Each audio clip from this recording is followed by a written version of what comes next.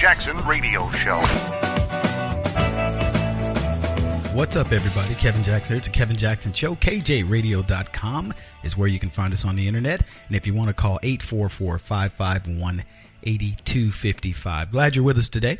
So lots to talk about. I was thinking about this, and I don't mean this in a joking way, but should a man with brain damage be in the Senate?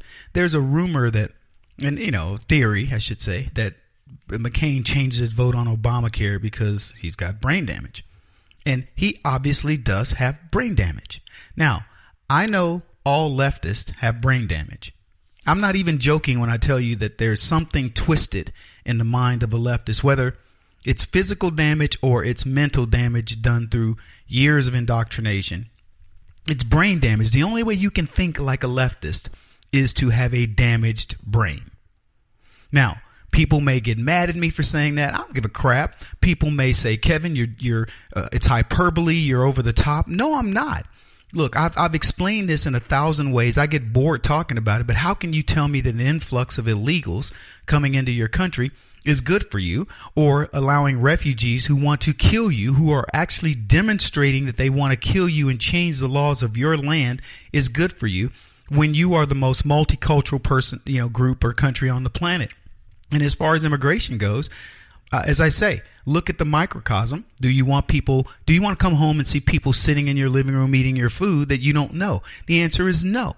But we can do that for the country, so they can come and sit in the middle of America somewhere and eat somebody's crop or go through somebody's land and poach their cattle or whatever.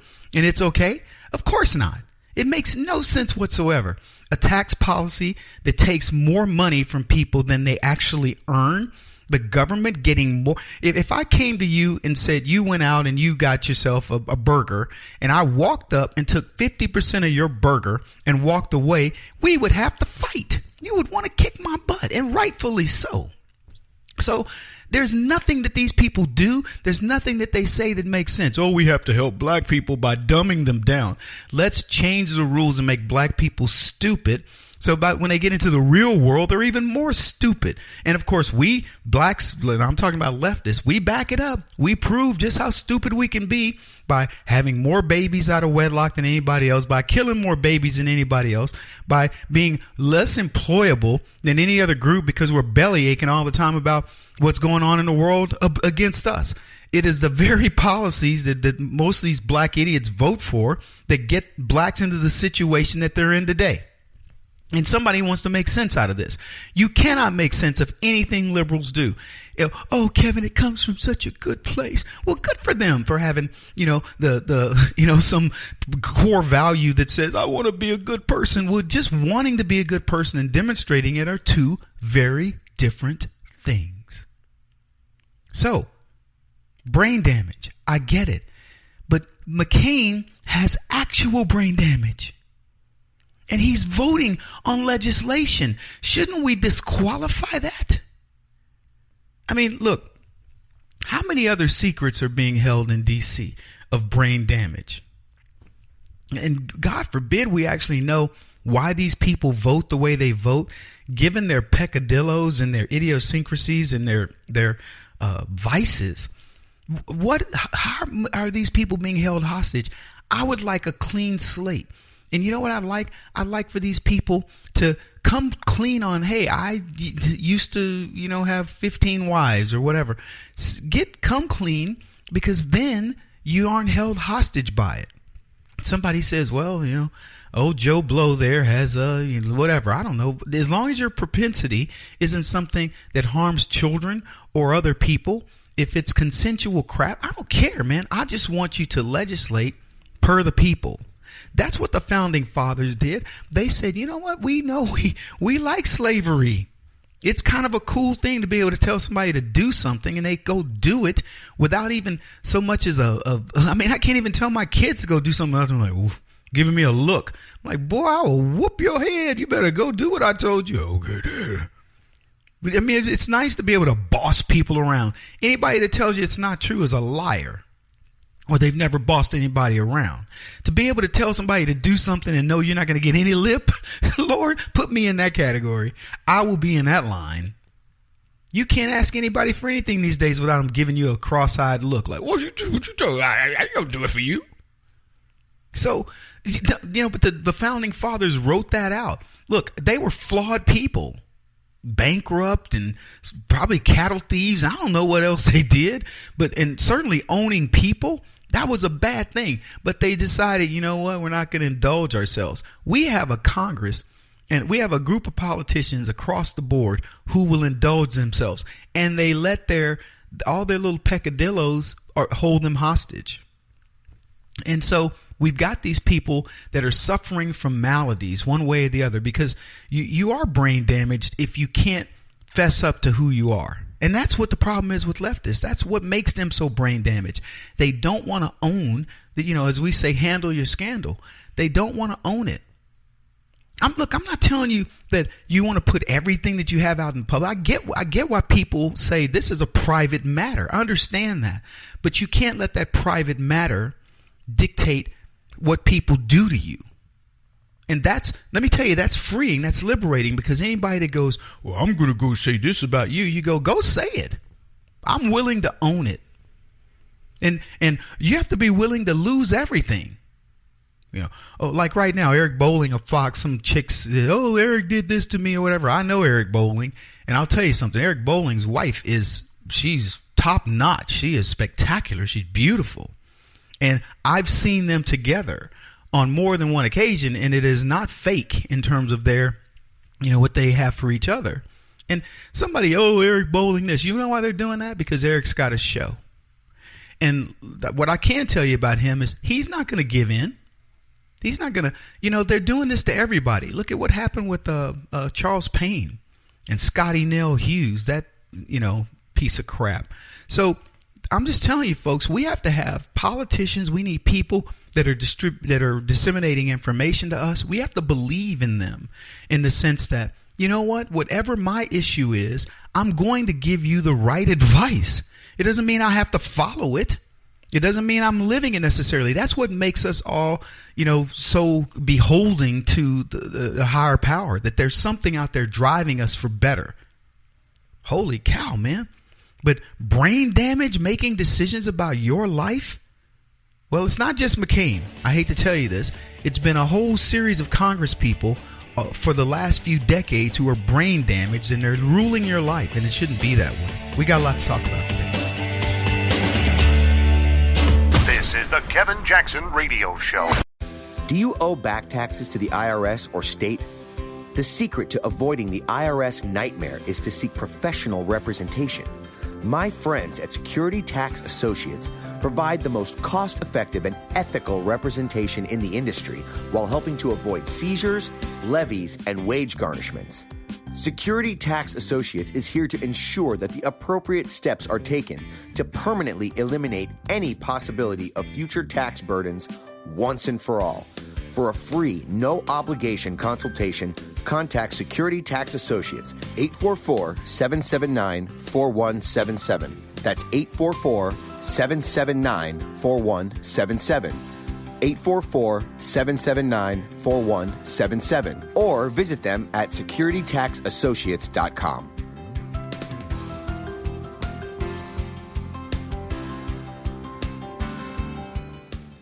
Beth Cook Moranville, author of Closer Than Your Breath, a book of hope. Hope, that wonderful, wonderful four-letter word that you may feel completely out of. I wrote this book to give you great hope. It's not too late. If fetal position is an all too familiar place for you, I understand. If the next 60 seconds are too long, this book is for you. Wherever you are right now, whether you're dealing with divorce or death or sickness, take hope. You are going to make it through this pain. Don't roll your eyes. I've walked this road and I know it. The best is yet to come. Closer Than Your Breath, a book of hope from author and speaker Beth Cook Moranville, can be found on Amazon.com or Kindle.com. For more information, visit closerthanyourBreath.com or on Facebook at Closer Than Your Breath.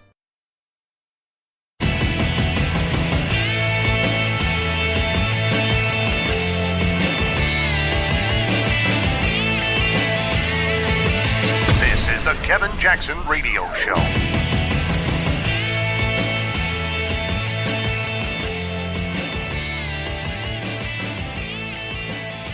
Hey, everybody. Welcome back. Kevin Jackson here. It's the Kevin Jackson Show. KJRadio.com.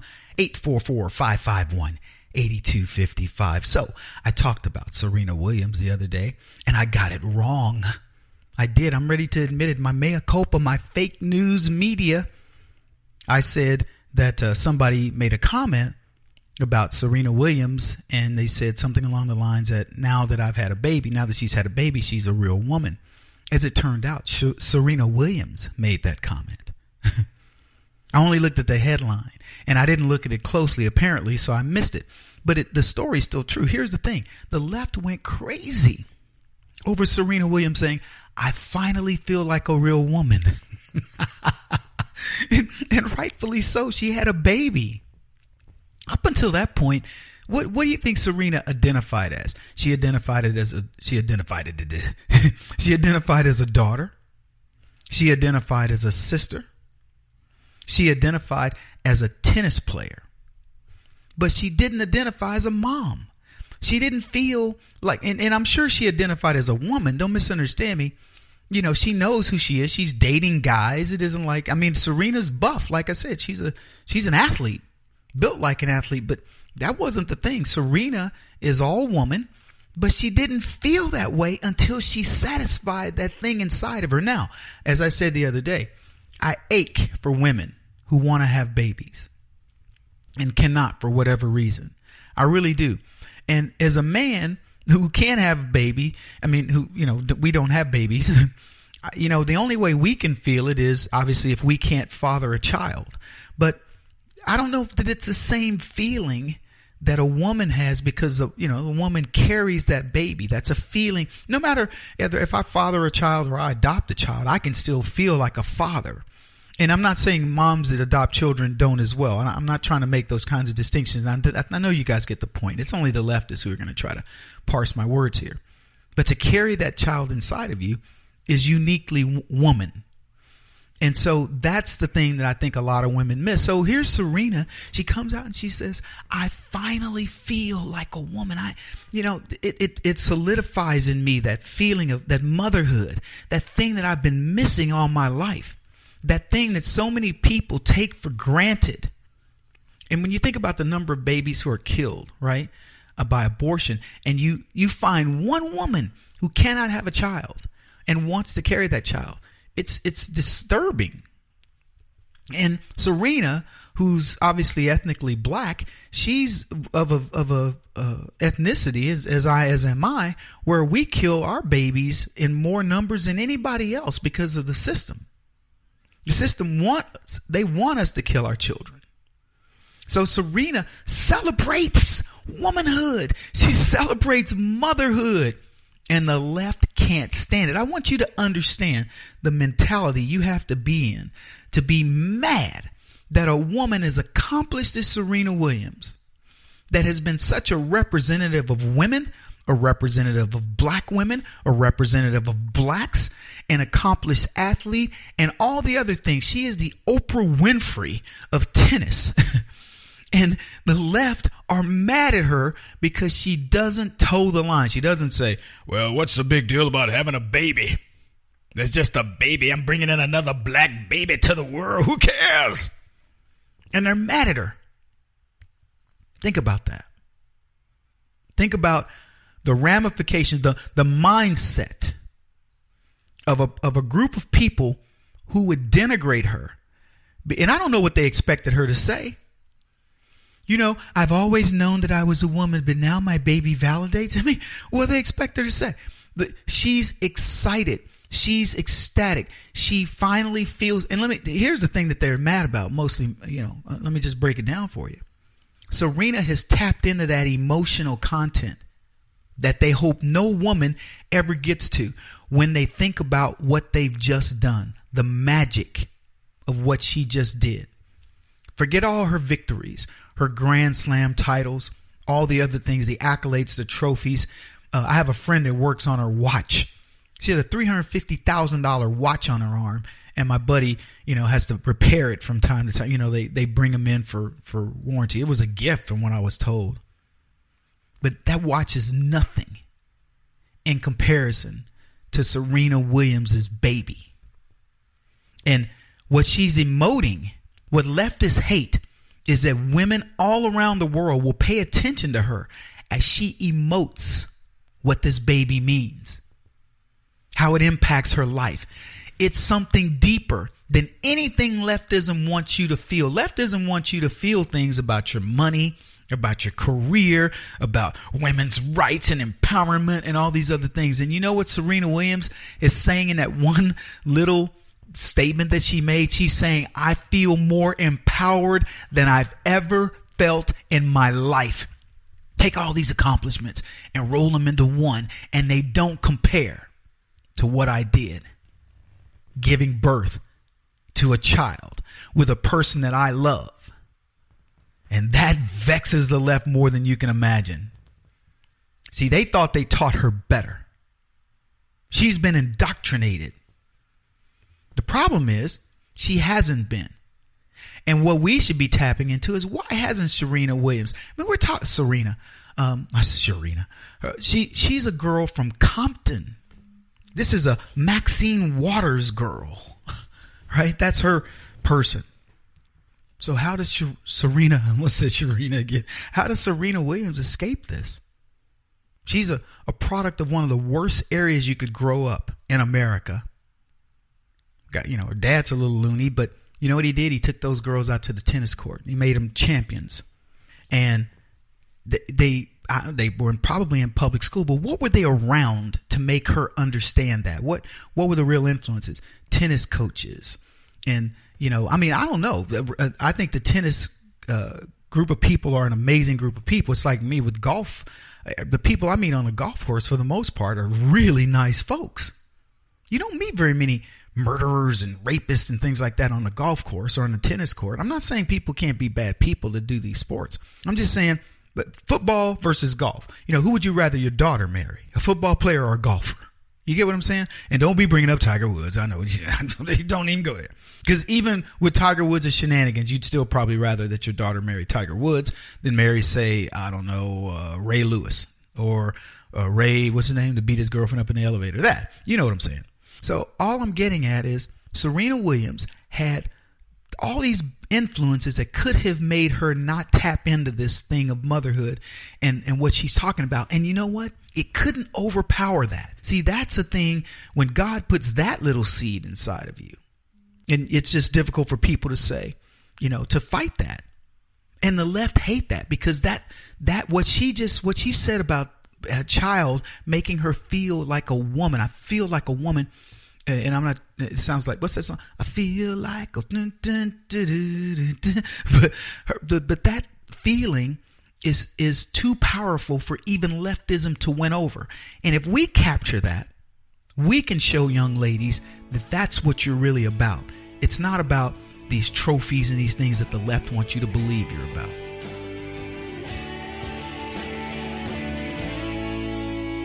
This is the Kevin Jackson Radio Show.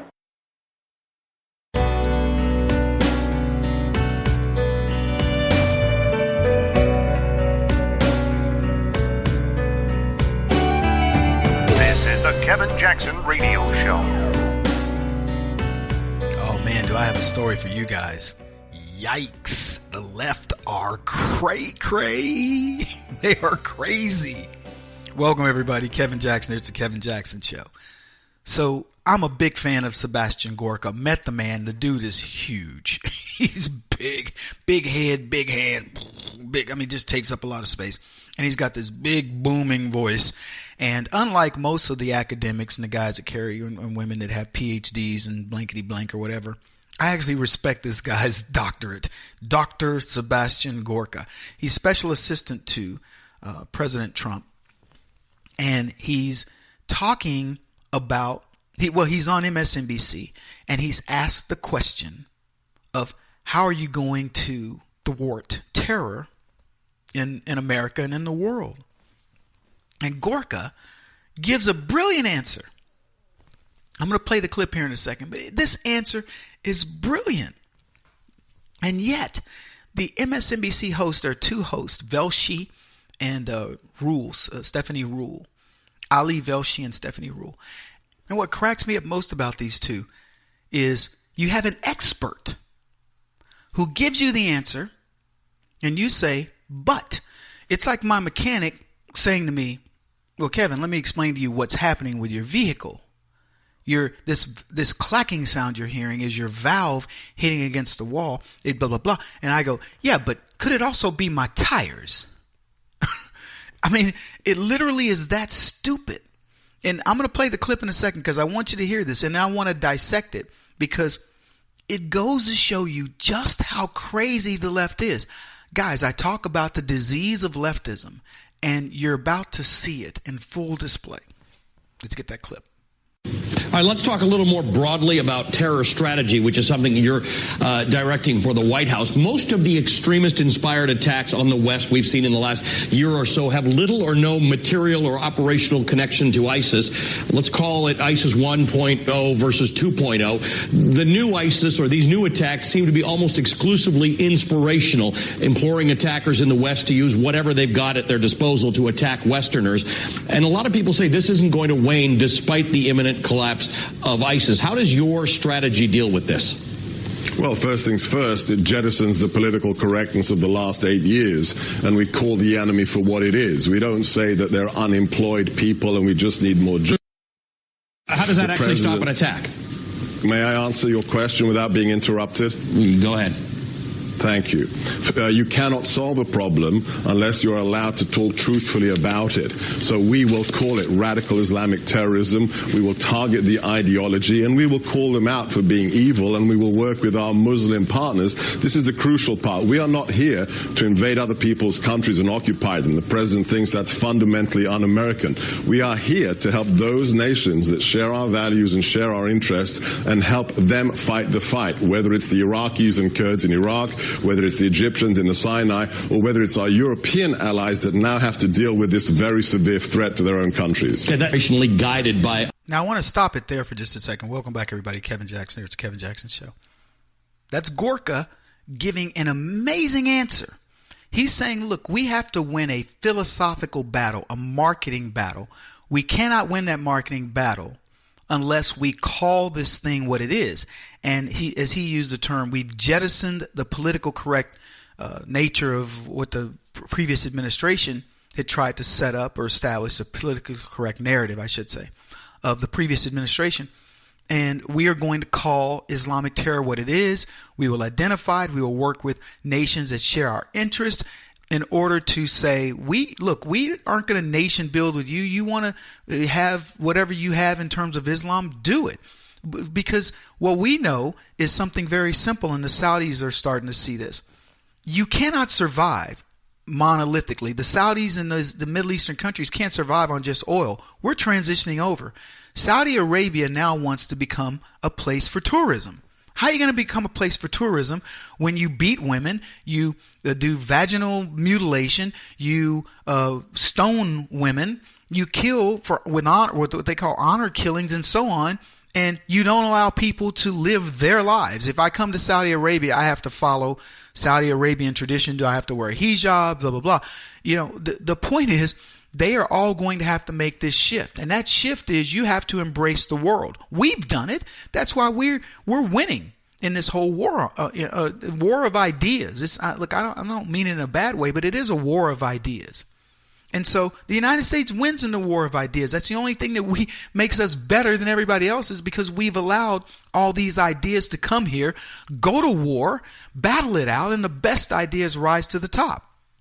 And so Gork is explaining that by doing this and by showcasing that we are going to call it what it is, and we're going to get other people to do it, and so on and so forth, we will win the battle. When people no longer want to be associated with radical Islam, then we start to win. Anyway, I want to continue with that clip because I want you to hear the rest of this exchange, because this is where you start to see how the left are crazy people.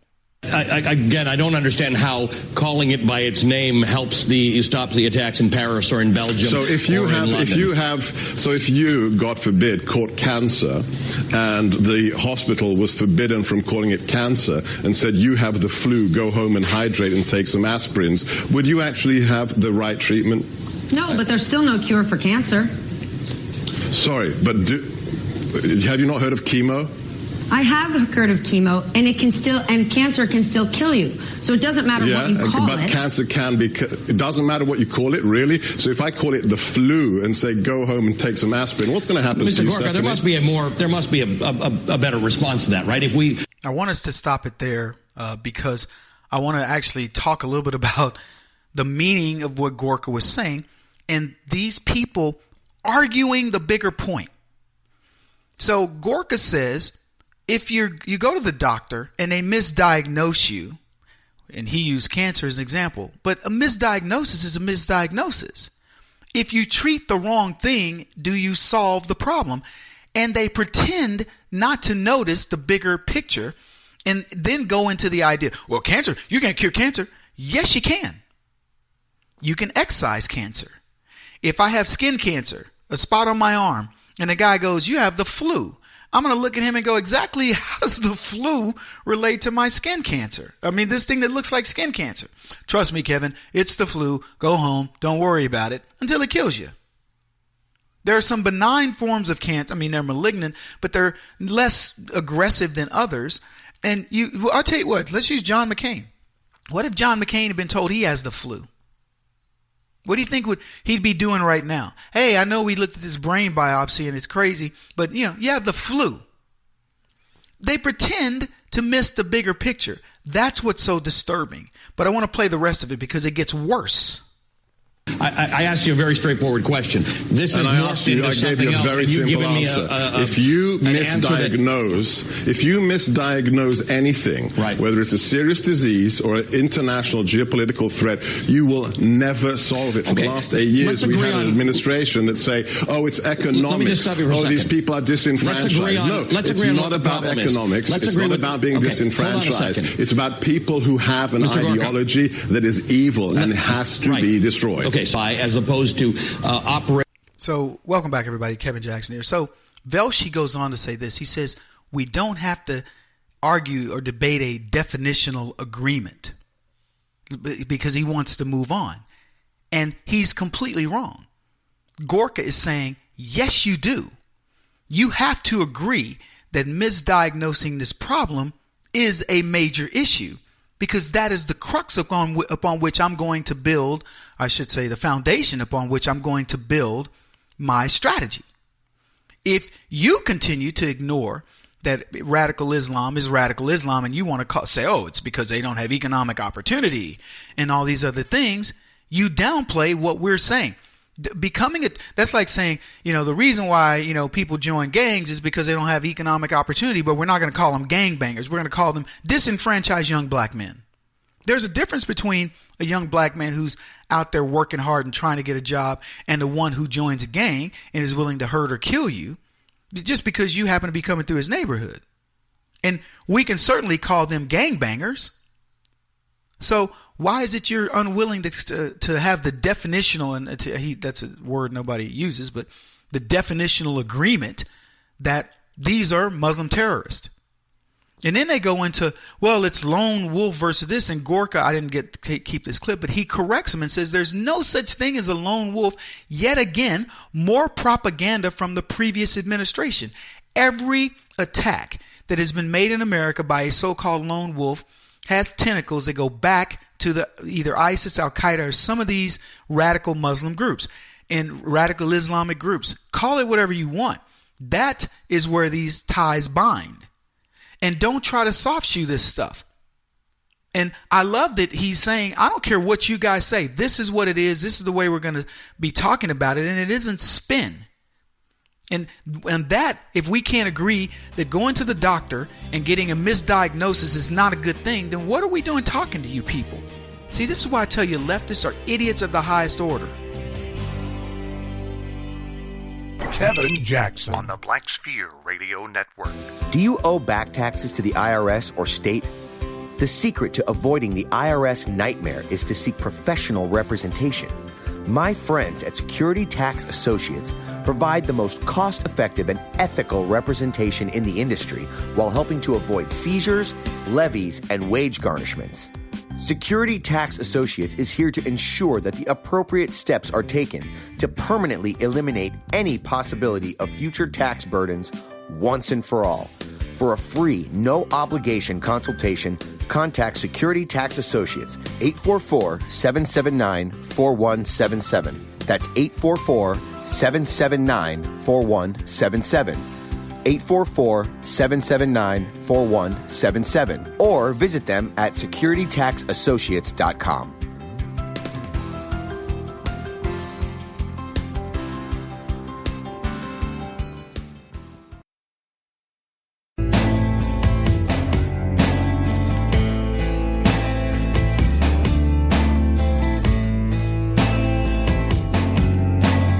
Putting an end to identity politics. This is the Kevin Jackson Radio Show.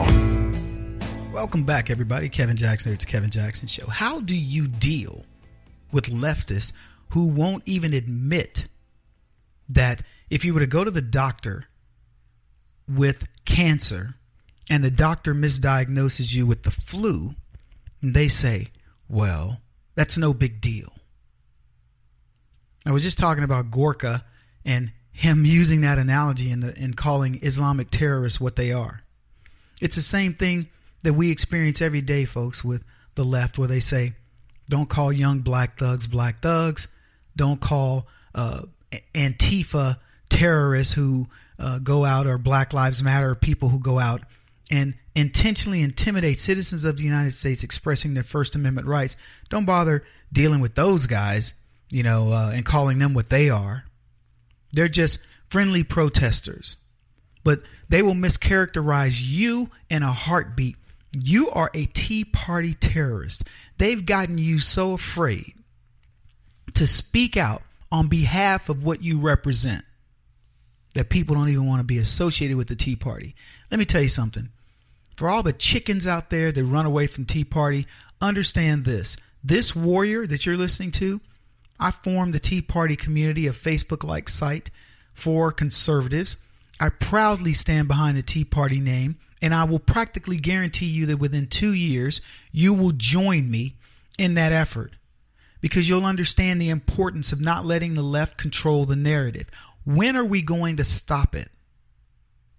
You can't call they stricken terrorists and certain names from the State Department under Barack Obama and then brought terrorists into your midst. Are you kidding?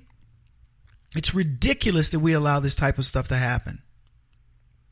They are liars, disingenuous to their core. And it would be different, folks, if you were lying about what you ate for lunch or where you were over, the last 3 hours you were at the casino and you don't want to tell your significant other that you were gambling. I don't care. I mean, pick your lie. But when your lie impacts the republic, what people believe in their hearts, shame on you. The idea, and I keep coming back to some of these same concepts because I want to drive this point home. The idea that black people are too stupid to get a valid license or a valid ID to vote. That's a lie. But that's a lie that permeates a community that makes black people over time feel low. You dehumanize them. Why don't you just call black leftists monkeys if you want to say, oh, they can't get a license or whatever. Look, I don't have a whole lot of respect for black leftists. I think that they've squandered the opportunity that were laid before them by our forefathers like Martin Luther King and Shuttlesworth and many others, Malcolm X. But what I will tell you is they're not dumb. They may be stupid, but they're not dumb. They will follow the leftists, but they know that we as a race of people can do great things if we come together. Now, why do we not come together? That's a whole other dynamic, and I'm happy to discuss it. And for the record, any of the things that I say, for people, oh, Kevin, that doesn't come out right. Well, then fine, I'm happy to clarify, but here's what else I'll tell you. I will debate my issues with anybody, anytime, anywhere. So bring it. I'd like to.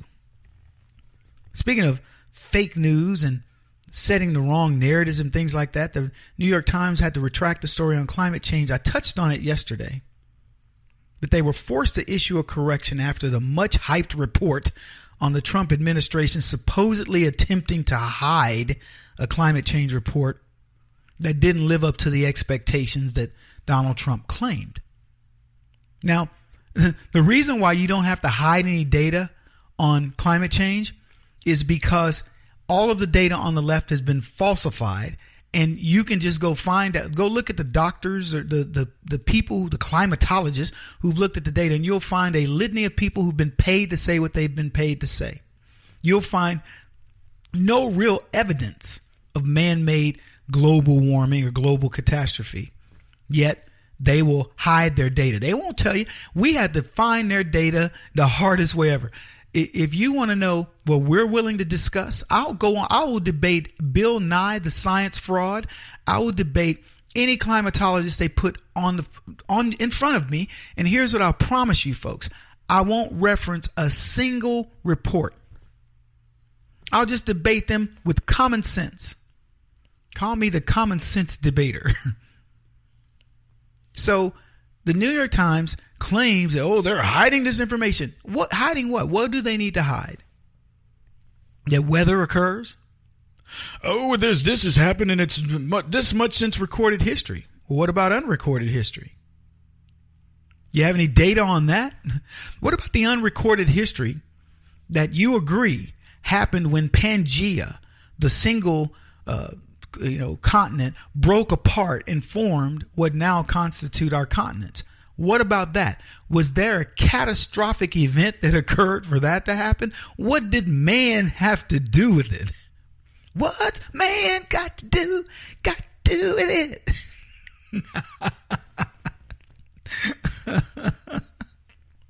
It's so funny because that if they wanted to go back to something, I'd say I would literally just start there. I'd say, okay, so do we all agree in the science that we were all one continent at one point? Yeah. Okay, so something broke us apart. Kevin, that was the tectonic plates and the volcanoes and all that. Do we still have volcanoes today? Are the tectonic plates still moving? Because the thing that shifted this one giant continent all around the world and formed the tidal currents and what have you, which are changing all the time as well. But the thing that did that had nothing to do with man, and that had to be one of the most catastrophic things that could happen on the face of the planet. And even if we were on Earth, we have nothing to do with it. In fact, would you agree that the Earth is moving all the time as we sit on it? I'm not talking about spinning. I'm talking about moving. Because if you do understand that scientific fact, what I will tell you is there is nothing you can do to stop the San Andreas Fault from slipping. Whatever amount it slips, when it slips prior to an earthquake, or whatever shifting that is occurring currently. And you can go look at GPS from 10 years ago and they can tell you every place that the earth has moved. We lose coastline every day. What's man got to do with that? Man builds houses along coastlines, and you know what the earth does? It destroys them. It's no big deal. So I would love to debate these guys. Bring it. Bring your smartest people. And I'm only going to use common sense. And in fact, I'll make you a deal. I'll only ask 10 questions. I know I've already tipped off a few. Anyway, the Times report made its front page on Tuesday because it alleged that President Donald Trump's White House was delaying the release of a climate change report that said U.S. activities have contributed to climate change. The report was based on conclusions from scientists from 13 government agencies. 13. Wow, that's pretty impressive. 13 government agencies. Well, it turns out it wasn't all that it was cracked up to be. The Times quoted unnamed scientists who told them they were afraid Trump would suppress the report, which directly contradicts claims by President Trump and members of his cabinet. An article on Tuesday about a sweeping federal climate change report referred incorrectly to the availability of the report. The Times wrote in a correction at the bottom of its story. While it's not widely publicized, the report was uploaded by the nonprofit Internet Archive in January. It was not first made public to the New York Times. That's what their claim was, their disclaimer.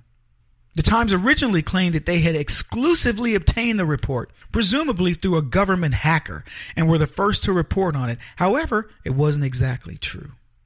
In fact, the report had never been held in an unreleased status by the government and has been publicly available since last December.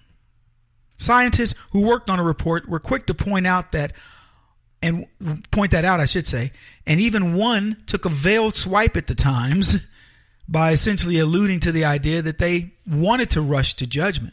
Look, folks, the narrative's been set by the left. There's global climate change. They thought they jumped on something. Somebody quickly, misread what they thought was a smoking gun, and then they went for it. And the very organization that said during the election, hey, you know what, we were unfair. We need to be more fair in understanding things and, more judicious in our how we handle news, etc., is yet again promoting fake narratives. And when conservatives tell me, Kevin, you got to understand climate change, I go, let me explain something to you. You're a moron. If you believe, and I'm sorry to make you feel this way, because I don't like hurting people's feelings, but you're a moron if you believe that man is impacting the earth with respect to the climate or any of the big things that occur on a day-to-day basis. You're ridiculous if you believe that. You're full of yourselves. He won't stop until he's the top-rated radio talk show host in America. What kind of weird competitive freak are you? This is the Kevin Jackson Radio Show.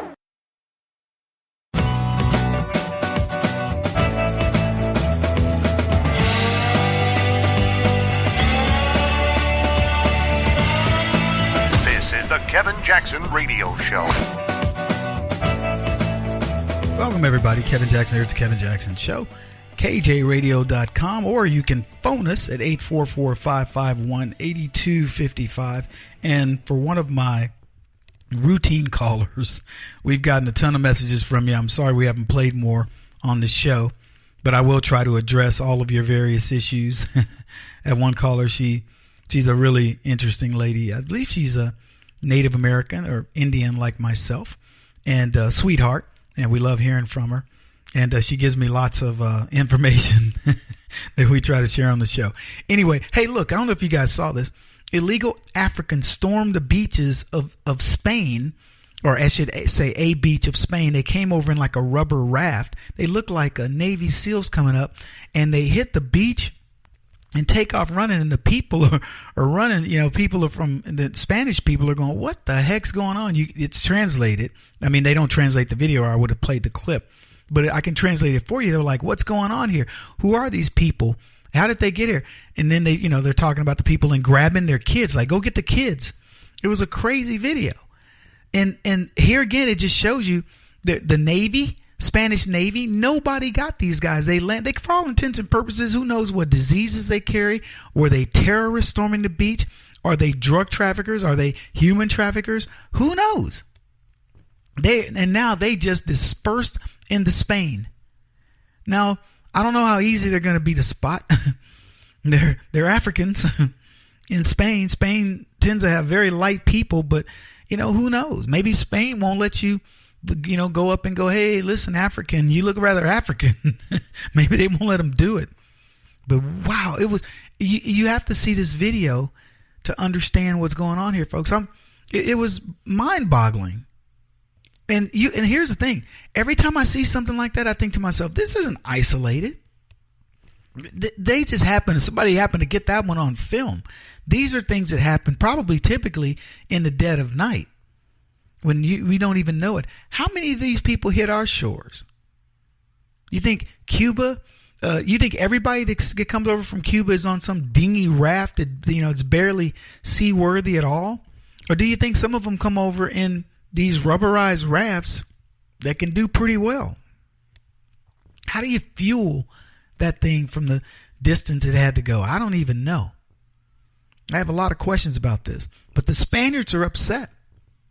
They're saying, look, this is not the way this is supposed to happen. So anyway, we got a lot to talk about this hour. Debbie Wasserman Schultz is in the news. Google is back in the news. It turns out this Google guy,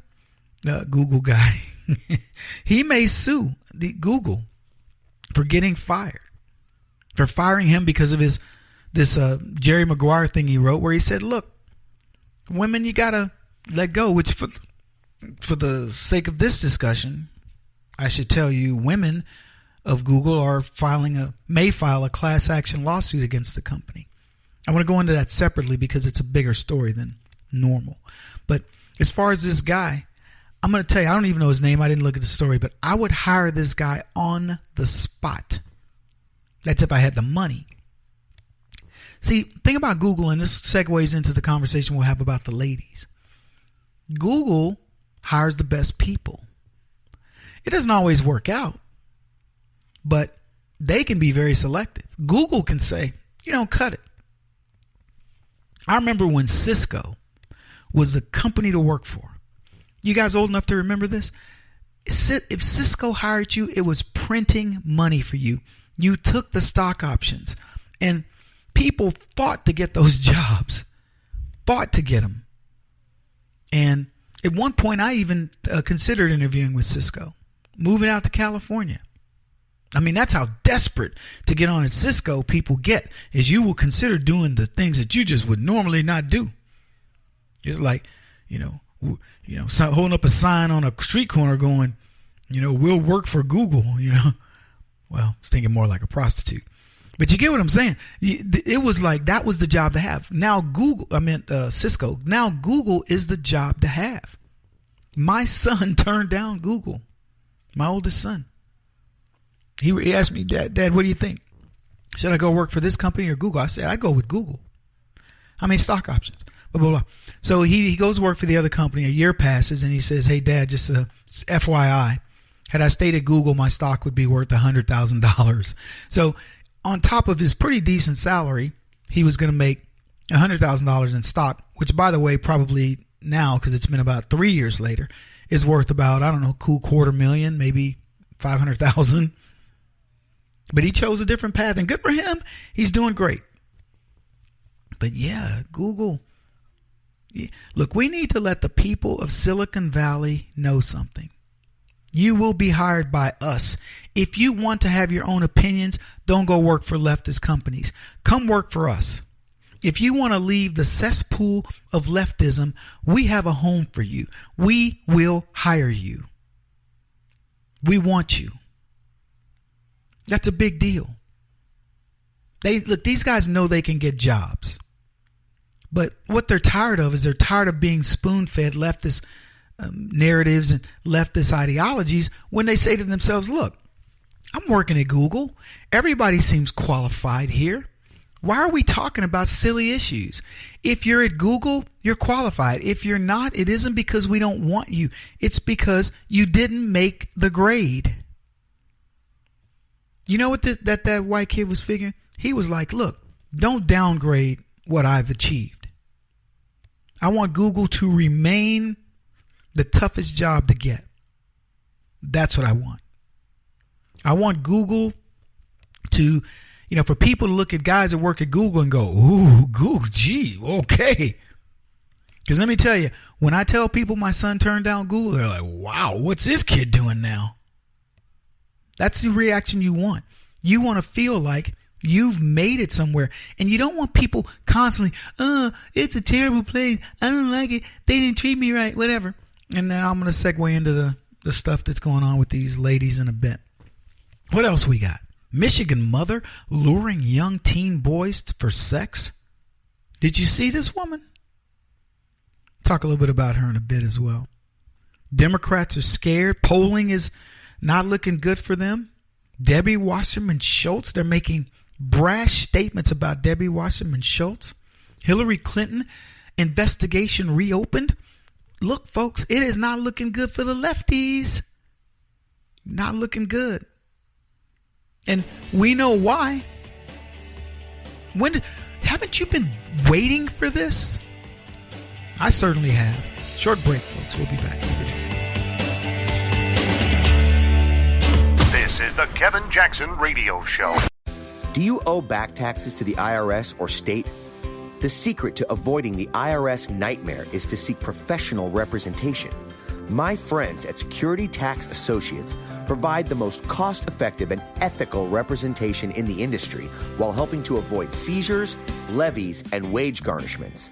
Security Tax Associates is here to ensure that the appropriate steps are taken to permanently eliminate any possibility of future tax burdens once and for all. For a free, no-obligation consultation, contact Security Tax Associates, 844-779-4177. That's 844-779-4177. 844-779-4177. Or visit them at securitytaxassociates.com.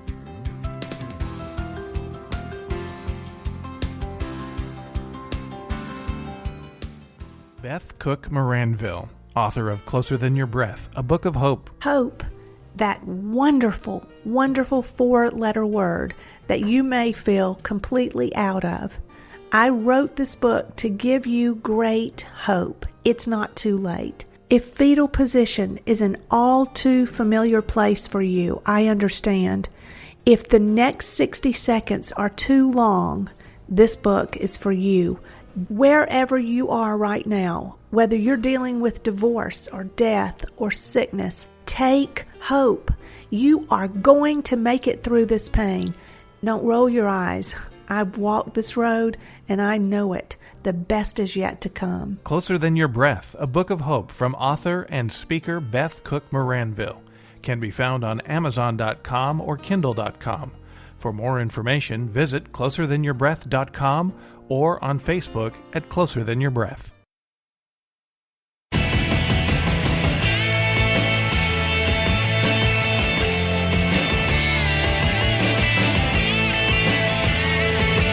This is the Kevin Jackson Radio Show.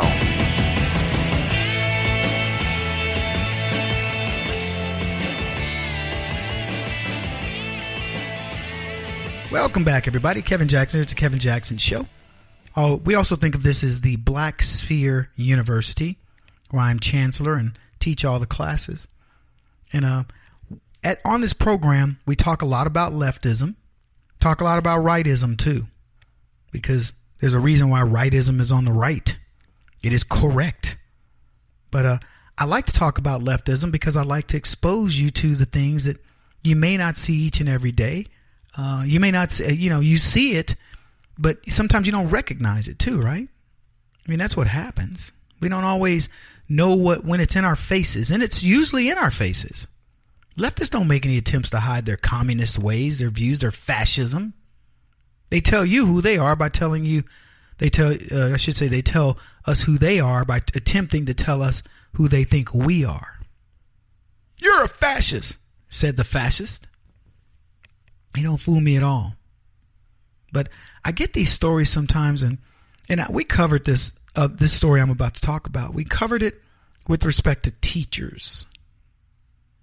And I said, and I wasn't even joking about it, and it got some ladies upset. But I said, at 15 years old, there were, teachers I had a crush on, for example, maybe one. I'm really trying to remember. I know in college I did. But in Dr. Lamb, very pretty lady, NASA mathematician. And then we had others. I mean, I had one of my teachers' her name was Mrs. Appleton, and she's really pretty. And, all the little boys thought I didn't think she was spectacularly pretty, but she was pretty. And then, of course, I had teachers that weren't quite as attractive. But I will tell you this, you'd be crazy. Most kids have some kind of crush on authority, if you will, right? So anyway, I was when we were talking about this subject, like the Mary J. Letourneaus, and there were probably, and I can remember 3 of them visually right now, 3 teachers who interacted with boys in inappropriate ways and ended up, maybe having sex with these kids or whatever, teenage boys. And I said to myself, where were these teachers when I was growing up? And I wasn't even joking.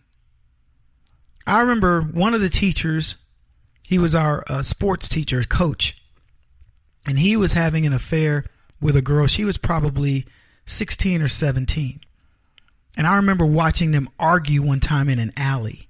And then that was when it finally dawned on me that he really was in a relationship with this young girl.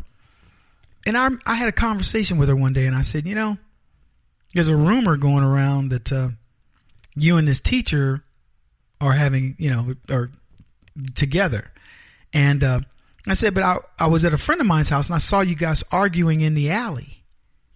And she looked at me and goes, well, why do you think?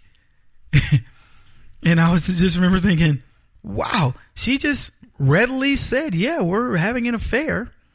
And she's 16 years old. I will never forget that moment. And this realization that, wow, it is true. Teachers do this. So, and by the way, attractive girl, and the guy, he was probably, I'm going to guess and say 40, and she's 16 years old. This guy could have kids her age. And he's certainly teaching kids. And he should have been thrown under the jail. But quite honestly, when her response was like, well, what do you think we were arguing about? Probably like his wife or something like, I was like, whoa. And then I just went, no harm, no foul. She knows exactly what she's getting into. Now, I'm not condoning it by any means. But here's what I will tell you. The women, this Mary J. Letourneau and this, I remember this one teacher, she was, pardon my French, but she was stripper pretty. She was gorgeous, but in kind of a, sleazy way. But she was pretty. Undoubtedly. I'm talking, rock solid numbers. And same thing. And then there was another one. Again, rock star status girls. And I was just blown away by this. And I'm telling you right now, and I bet you many of my male listeners would say the same thing. At 15 years old, there's no way you could have accused a teacher that looked like those women of sexually harassing us. Now, I know that may make some people mad, and you maybe even be offended. Because one lady wrote to me, Kevin, my son's 15, and he would be devastated. Well, then fine. But most boys wouldn't. Most of the 15-year-olds I grew up with, if you said that teacher over there was digging on you, you would have been a hero to us. And it would have been crass and everything else. But I'm telling you, we would have been like, what? Tell us, man. Tell us more. Because that's just the way it is. And I'm not going to sit here and pretend, because it maybe makes people feel better about their sensibilities. 15-year-old boys are in the most hormonal charged time of their lives. And you can bet that a babe that looked like any of the ones I just described were hitting on us or gave any indication, shoot. Yes, sirree. Absolutely. Sign me up. Now, that doesn't make it right. It doesn't mean that the teacher should have done it, because we rely on the adults to be adults. But if you think me at 15 years old, one of those teachers had hit on me and said, hey, I'll meet you, I'd be like, let's go. You picking me up or am I walking? Now, get mad at me if you want. Now, if you go, well, Kevin, what would you do with your sons? I'd say the same thing. Look, I can't even, would I be mad at them per se? No, I'd be mad at the teacher. Okay. But here again, I can only get so mad. So the only reason why I'm bringing this up is there was a Michigan mother who did the same thing. They said she lured two boys, I guess they're brothers, to come over, and she was having sex with these boys. And I don't know what her deal was. I don't know whether there's so many things you can speculate on. Her husband said that she was depressed from doing whatever. I don't know all the details of the story. But here's what I can tell you. The mother was hot. And so the mother of one of the kids the boys were 14 and 15. And the mother of the kids was like, it's traumatized our son. He's being asked questions by the boys at school. And let me alleviate her ideas around this. They may be being asked questions at school, but trust me when I tell you, the kids at that school, see their sons is like, wow, nice going, guys. That, again, maybe makes some people mad, but that's a fact. Beautiful lady. You have to see her. Now, because she was on Instagram or taking a picture of herself in a mirror. So I don't know what she really looks like without makeup or whatever, but she was 38 years old. Her picture looks spectacular. And why she would want to enter into a relationship with these youngsters, I don't get. That part I don't understand. I don't know what women are seeing in these young boys. Maybe it's their cougar thing going on. I want to feel younger or feel appreciated, or I don't know. But I'll tell you this, I don't blame these boys.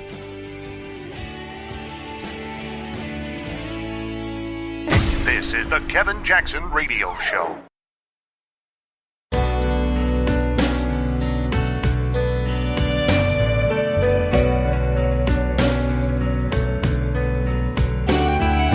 This is the Kevin Jackson Radio Show. Welcome back, everybody. Kevin Jackson here. It's a Kevin Jackson show where we expose leftism at its finest, which it has no finest, so that means at its worst, because that's all it is at its worst. You can never please leftists, no matter how hard you try. Don't even do it. If you give them $1,000, they will ask you, why didn't you give us more? I mean, out of the blue. They'll say something like, what did you get? It could just be a fresh $1,000 and they will act like there's more. Or they'll show up next week and go, what you got for me this week? That's just the way they are. They can't go, oh my gosh, thank you so much. I was just needing this to do blankety blank. Now you've allowed me to do this, and I'm going to take this money and pay it forward. I'm going to do something good with a part of it.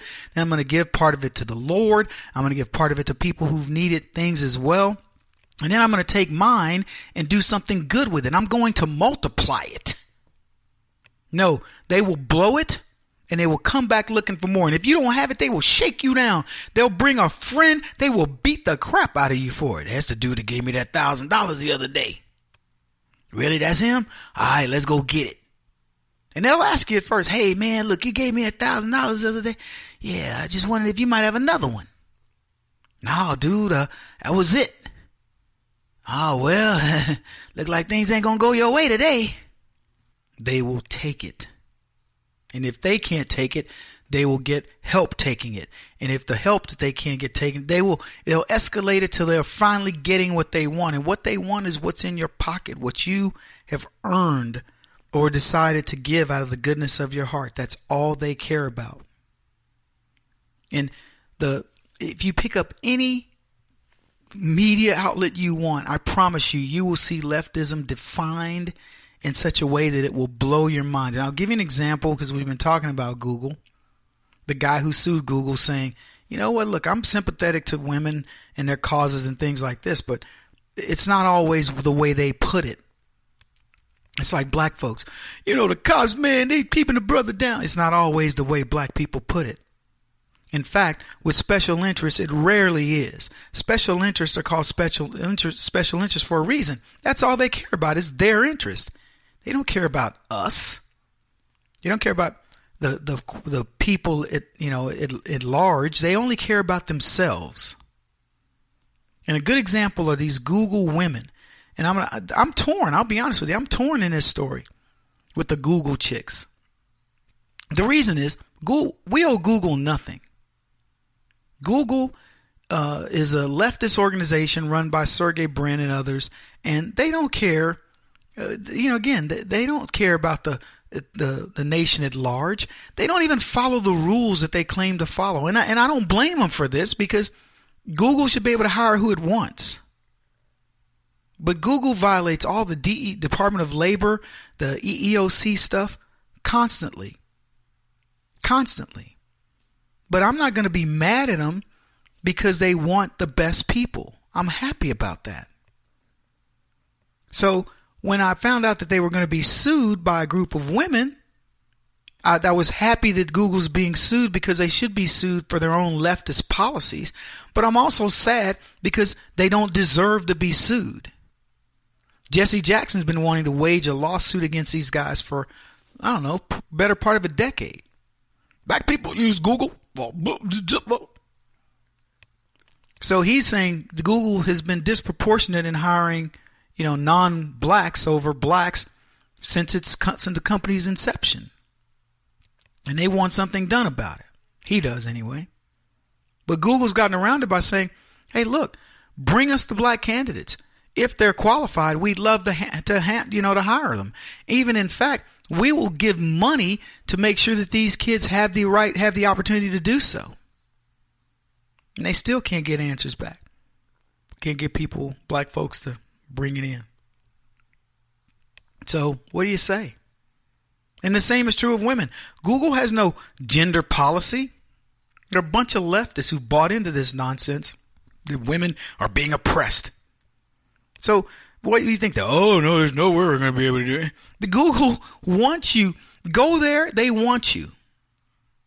But here's where we are. I want to play this clip and we'll dissect it just a little bit. And Google could be facing a new lawsuit. Dozens of women have come forward accusing the tech giant of gender discrimination. KPI X5's Kit Doe is live at Google headquarters in Mountain View. Kit? Yeah, a prominent civil rights attorney here in the Bay Area has been taking calls from female Google employees, both past and present.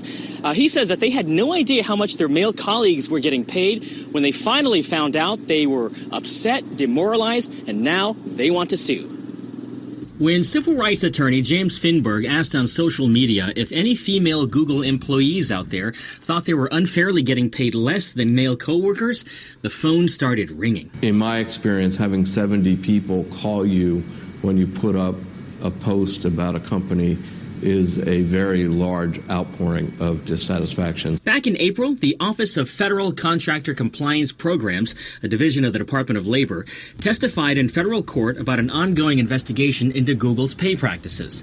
The OFCCP told The Guardian the department has received compelling evidence of very significant discrimination against women in the most common positions at Google headquarters. Discrimination against women in Google is quite extreme. And they complained to human resources and nothing was done about it. So here's my quandary. Welcome back, everybody. Kevin Jackson here. My quandary is I want Google to lose. I want Google to face the wrath of leftism. I really do. They deserve it.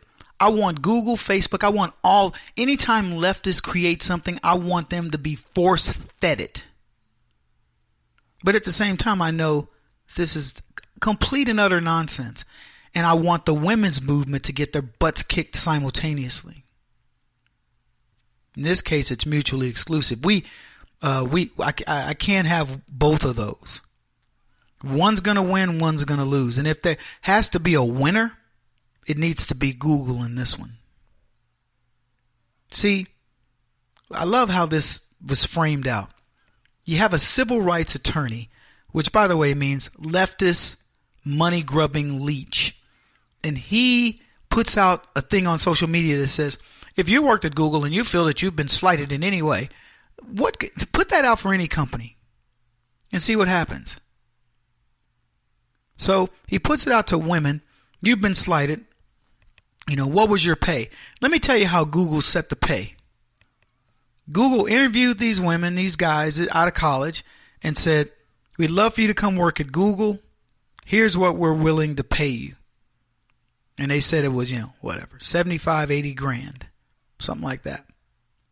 So the men said, nah, I can get a better deal going to blankety blank. And I'm going to take that deal.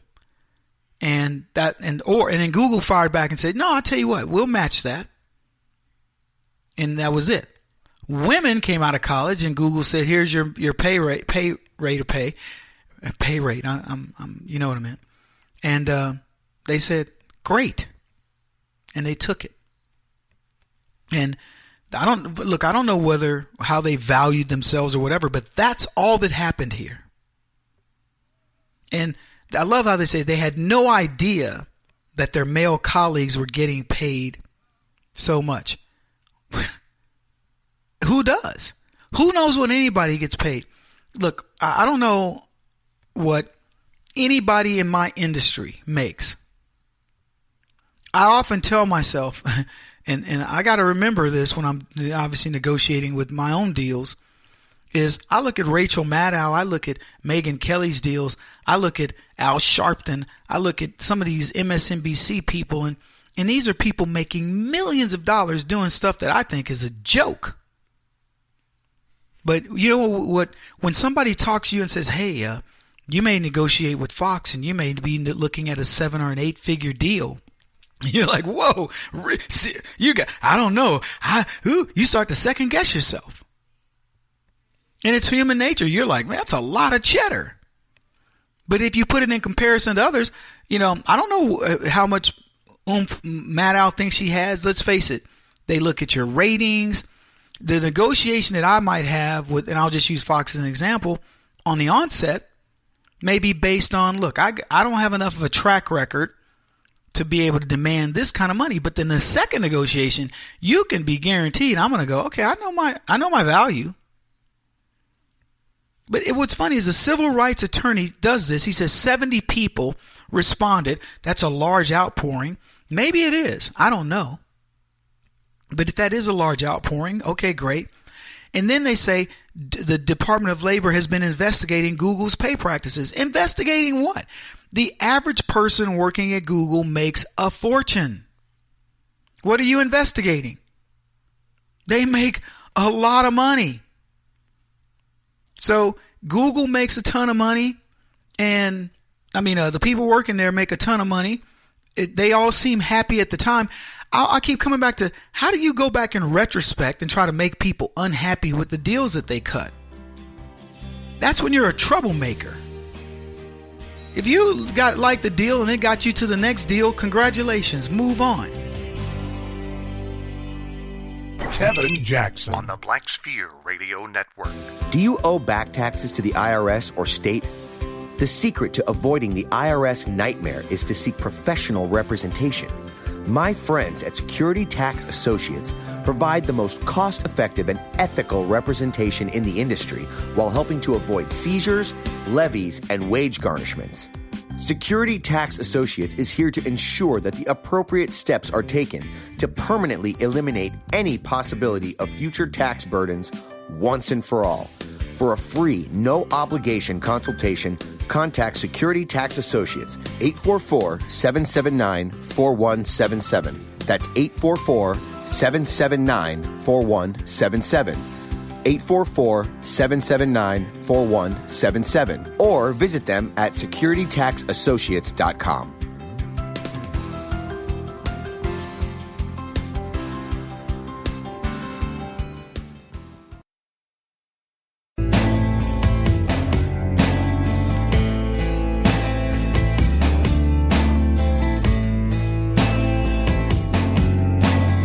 Putting an end to identity politics. This is the Kevin Jackson Radio Show. Is radical feminism a refuge for fat, ugly women who can't attract high-value men? The stereotype generally holds true. Most feminists are out of shape, pierced, have freakish dyed short hair, wear genderqueer clothing, take on mannish demeanors, and are typically unappealing to heterosexual men because they look like swamp donkeys. And yes, I know there are attractive women and celebrities who call themselves feminists because they think it's trendy, but I'm talking about the most prominent ones, the most militant, the most unhinged. Oh, go ahead and get mad at me, Kevin Jackson here. It's the Kevin Jackson Show. Get mad at me for telling you the truth about feminism. Feminist. Look, I don't mind women who say women should have equal pay, equal this, equal. I love those women. You've heard me talk about this. I will say this until I have no air in my lungs. I love seeing strong women do things, and not because they're using a crutch of femininity to get, or womanhood to get ahead. If you use your femininity, congratulations. If you're sexy and can be a model, congratulations to you. There are guys that are sexy and can be models. See, it works both ways. I'm not mad at them. I'm not mad at women. I'm not mad at women that use their brains to get ahead. I'm not mad at women that use their brains and their beauty to get ahead. And neither, most conservative men, we love strong women who don't rely on, I'm a woman, and belly aching all the time about being a woman. Go do what you need to do. Oprah Winfrey got ahead. Look at her. She ain't all that. Lena Dunham, for goodness sake, if you could be a troll like that little chick and get ahead, women, you have no excuses. Lena Dunham takes away every excuse you have. She looks like an ugly boy. So I don't want to hear it. Fact of the matter is feminism is ruining the country because it doesn't allow women to be women. It's like black liberals. You can't be black and be smart and have your own opinion. It's ruining black conservatism. It's ruining black people because it's painting all of black folks as these idiots. I was going to say idiotic, but these idiots that want to wear their pants below their butts and all the other crap that they think is ethnocentrically cool. Fine. But that doesn't make you black any more than being a hardcore feminist would make you a woman. I was talking earlier about Serena Williams and saying, I feel more like a woman now that I have a baby, and people having a backlash on that. What do you think she'd feel? Anyway, there was an article written that said, Hillary Clinton is not a feminist. And let me read this to you. It says, there's a sucker born every minute, goes the saying, and several hundred of them gathered at Wellesley College to cheer Hillary Clinton as she rehashed, complained about, and justified her electoral loss by saying in different ways, over and over, that she is simply too good for this world. Seriously, just how addled does one have to be to take this nippot, I don't know what that is, and parasite as an inspiration for women and as a role model of how one should build her career? This is a woman writing this, by the way. Wow, a parasite. Hillary Clinton is a parasite, though. Anyway, let me finish reading this because I want to examine this further. It says, to follow Clinton's career path, one has to first attack then Senator Edward Brooke, Republican out of Massachusetts, at your graduation from Wellesley. Second, proceed to Yale Law School to meet and marry a skilled politician. Third, follow him home to suppress bimbo eruptions and otherwise serve as First Lady of Arkansas. And fourth, wait for the day he's elected as president so that you are First Lady for real. Having done that, one can start at the top. Being given control of his health care reform plan, you run into the ground 18 months later, just in time for a staggering wipeout in Congress in which he loses the Senate and House. And how does one manage to get this much power? One lies on 60 Minutes on the eve of the New Hampshire primary about a woman in Arkansas who claimed that she and one's husband had had an affair. So I know this is a bit of a rehash, folks, but I think it's important to put these people in perspective periodically. And look, until Hillary Clinton is out of the spotlight, we're gonna continue to knock her down. This is what she deserves. So anyway, this article goes on. If you had any doubts as to how she got to run healthcare, Carl Bernstein explains it to you on page 218 of A Woman in Charge, a book he wrote about Hillary. And here's what he said. He was president in no small measure because she stood by him in the Jennifer Flowers mess. He quotes Bill Clinton's aide as saying he had to pay her back. This is what she wanted.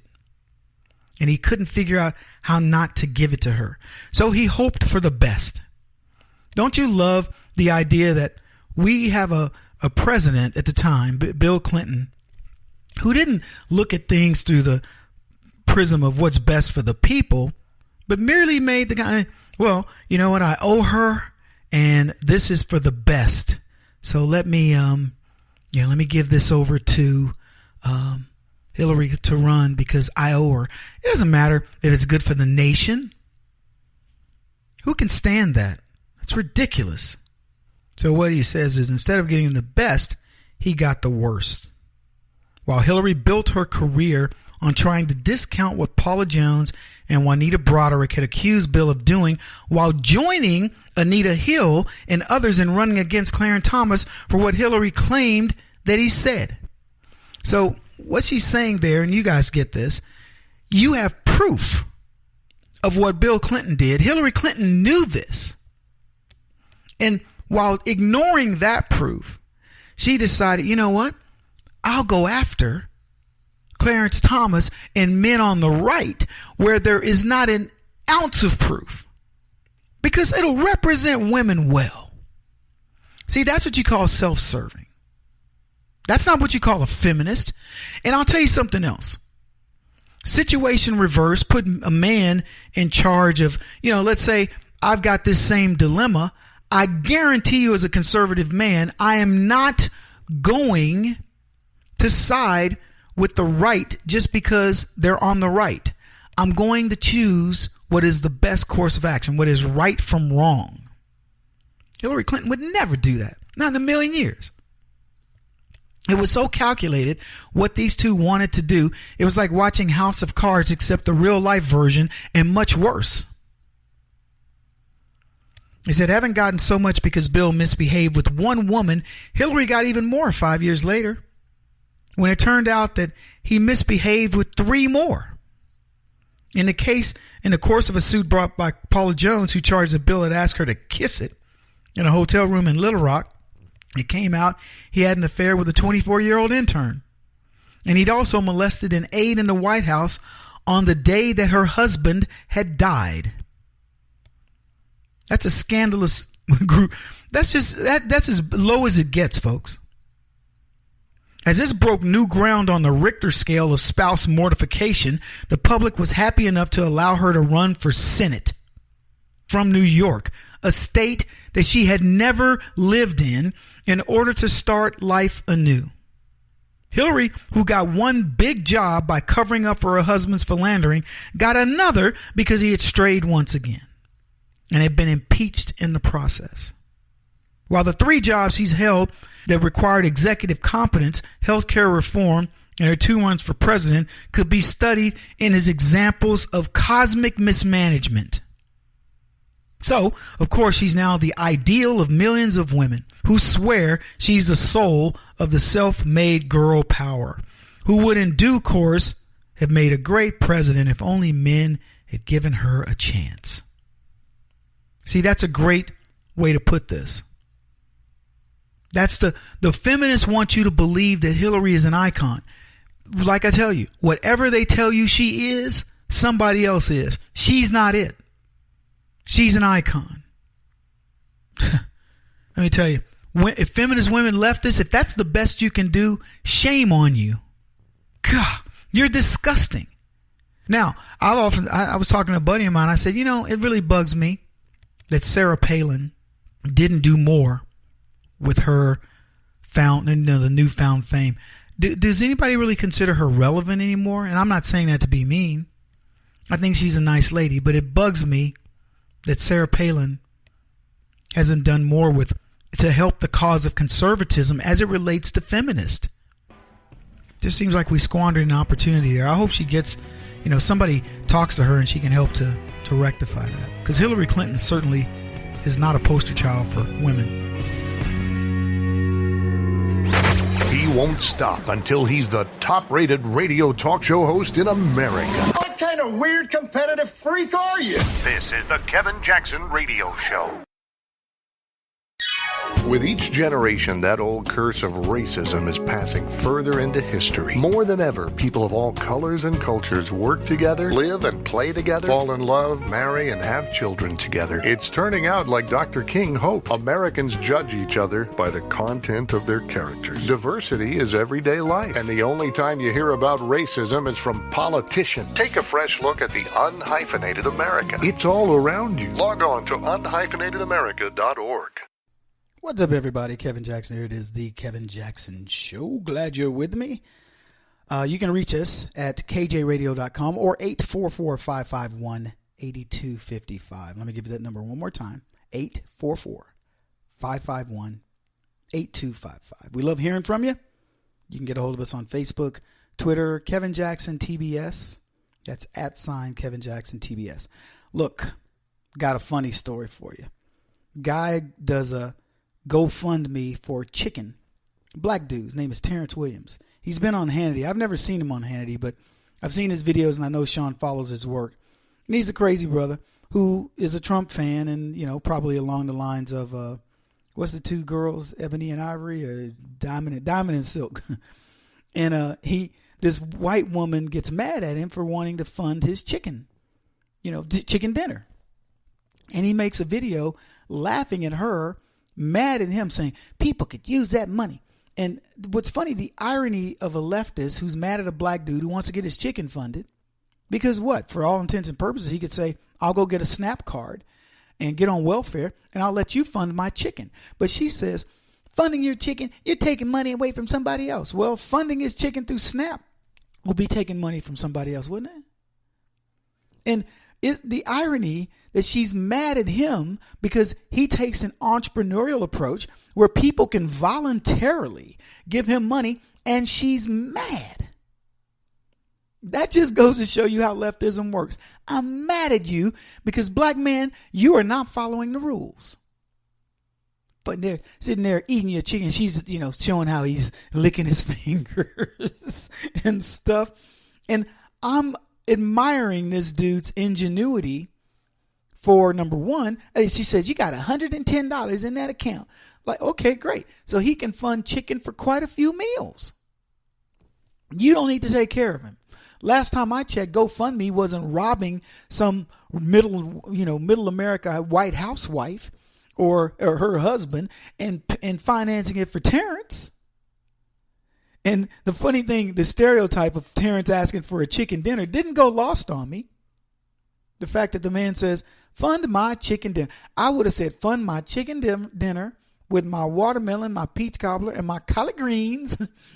And tomorrow, I'm going to have some chitlins. So if you want to throw in a little extra for tomorrow's meal, please do. I love this concept. But what I don't understand is why this lady gets so mad at this brother. Why did she get so mad? I mean, I gave you one reason. He's off the plantation. He's not doing it by the book. If Terrence had said, look, I got to go get on welfare because I'm not able to eat, and I need bus fare to go down to the welfare office and show my little black behind over there and give me a SNAP card, she would have been donating. She and her bougie crowd would have been giving this man money. So anyway, he makes a video, and he effectively mocks her for mocking him. And she finally, she ended it by calling him a name in which he starts cracking up laughing. I didn't even finish watching it at that point. But she cracks up laughing because, he does. Because he's like, now she goes the name calling. What? Why are you calling a man a name? What's funny to me is it's probably lost on her that she's going after a black guy because he's asking for a meal. And she knows it's a mocking thing in the sense of chicken, but he could have. What if Terrence had asked for sushi? Would it have made a difference? Now, let me tell you, you're listening to me and you're going, Kevin, where are you going with this? I'm going to give you the iterations of this. If Terrence had asked for sushi, what would she be saying? You think she'd still be mad? If Terrence had just said, I need to fund meals for myself or my kids without bringing up chicken, what would she have done? These are questions you can ask yourself. See, here's the thing. Terrence wanting to fund his chicken habit, I'm not donating money. Are you? I wouldn't donate money to that. But if Terrence had said to me, hey man, I'm having trouble feeding my kids. I'm not going on welfare. Can you please help me get my kids some delicious Kentucky Fried Chicken? I might have funded it. But the funny thing about her is she doesn't want to fund it, in my opinion, because Terrence doesn't do it by the book and he's mocking the idea of chicken. I believe if Terrence had asked for sushi, she might have funded it. I believe if Terrence had not said anything about what he wanted, just I need to get my meals funded, she might have funded it. I don't know. We may never know. Probably won't. But I love that she rants over it. You got to watch it. See the video. You'll get what I'm talking about. His name is Terrence Williams.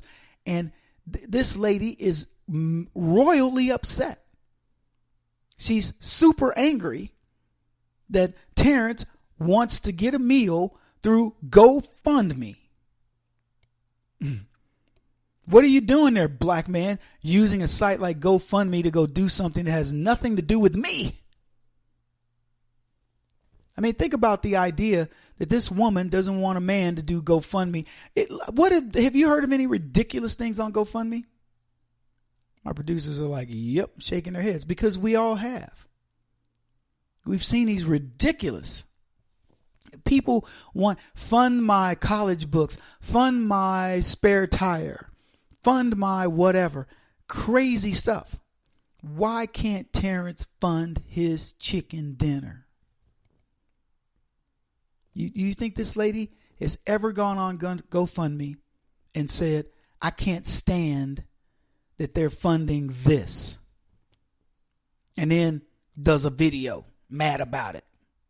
Somebody that wants to fund, I don't know, a chia pet for their other chia pet. And she's mad. Do you think she's written about anybody else? Let me help you with this. No, she hasn't.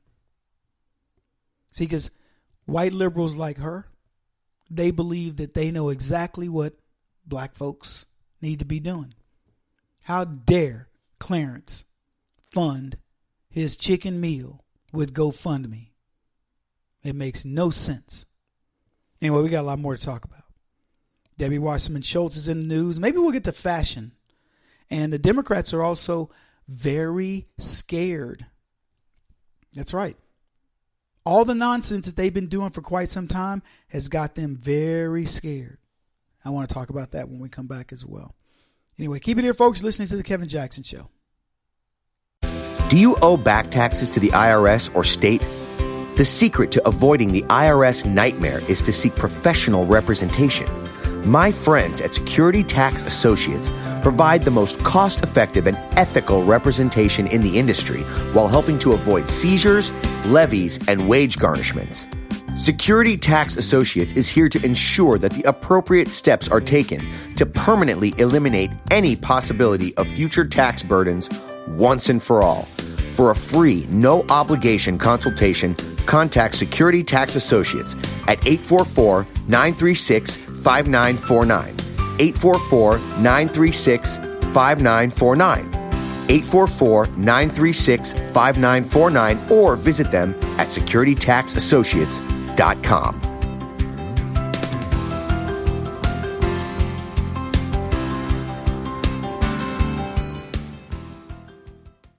Welcome, everybody. Kevin Jackson here. You know that song, Fat Bottom Girls? You Make My Rockin' World Go Round?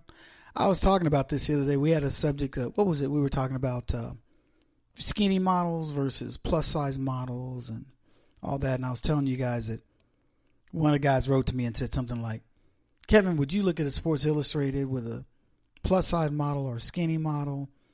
And, you know, who's been on the cover and all these different things? And I was like, look, let me tell you something. And I said this and I'll say it again. I believe most men in the world would be more attracted to a girl who's anywhere from a size 4 to a size 24 than size zeros and double zeros. Now, that's just my little sphere of influence. Most of the guys I know, don't misunderstand me, there are beautiful women who are size zeros and double zeros and size 2s and stuff like that. I'm not knocking any of them. But I'm saying the average guy understands that girls have meat on their bones. They're not runway models looking like little 10-year-old boys. And so when I see a voluptuous, heavier girl, you know, I mean, I say heavy, I'm not talking about, you know, morbidly obese, but I'm talking about she can carry some meat on her bones, particularly if she can carry it from, say, a size 4 to a size 16 or 18. I think that's an attractive girl because you that's like a different woman. You know, you start out size 4, she goes up to an 8, she loses a little weight to a 6, has a baby, goes up to a 10 or a 12, backs down to a 6, you know, maybe gets a little bit, you know, working and not being able to work out as much, goes up to a 12 or a 14, maybe an 18, loses the weight. She's yo-yoing back and forth. You're like, hello, I'm home, who's here? I think those girls are gorgeous. Do you know who Ashley Graham is? You guys know her? You don't know her? Ashley Graham is a plus-size Sports Illustrated swimsuit model. Now, I didn't know her, didn't know of her, didn't know her name, but I saw her picture and I was like, hot diggity diggity. That girl is pretty. And she's, I'm guessing here, I'm going to 12, 14, size 12, 14, something like that. I'm not good at that stuff. But she ain't no size 0. I tell you that. She's got some meat on her bones. And she is downright sexy. She announced her belief, however, that white privilege is the cause of her success in the fashion industry. And I'll be blunt. She's all tanned up. She looked Greek.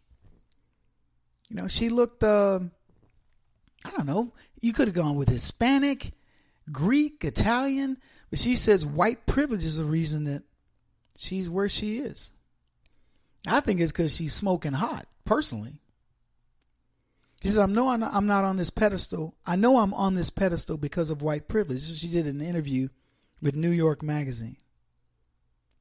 To not see black or Latino women as famous in my industry is crazy, she also declared. I have to talk about it. I want to give those women kudos because they are the ones who paved the way for me. Really? I don't know how that happened, but she's 29 years old. She says she's aware that she is the only large yet voluptuous woman who has achieved runway and swimsuit stardom.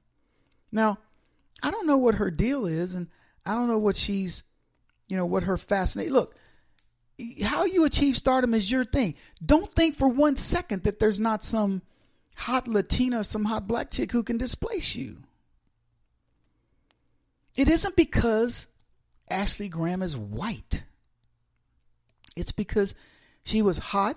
She works at it. She was the right place at the right time. I mean, there are a lot of factors that come into success, but it isn't like some modeling agency went, go find me a voluptuous white girl, and we will make her a star, and we will slap the faces of the Latina and the black chicks. What about the Asians? I mean, we never include them in anything. What is her deal? I hate when people try, and I just want to help the black models and the Latino models. How about you just enjoy being a plus size model and you help them plus size girls?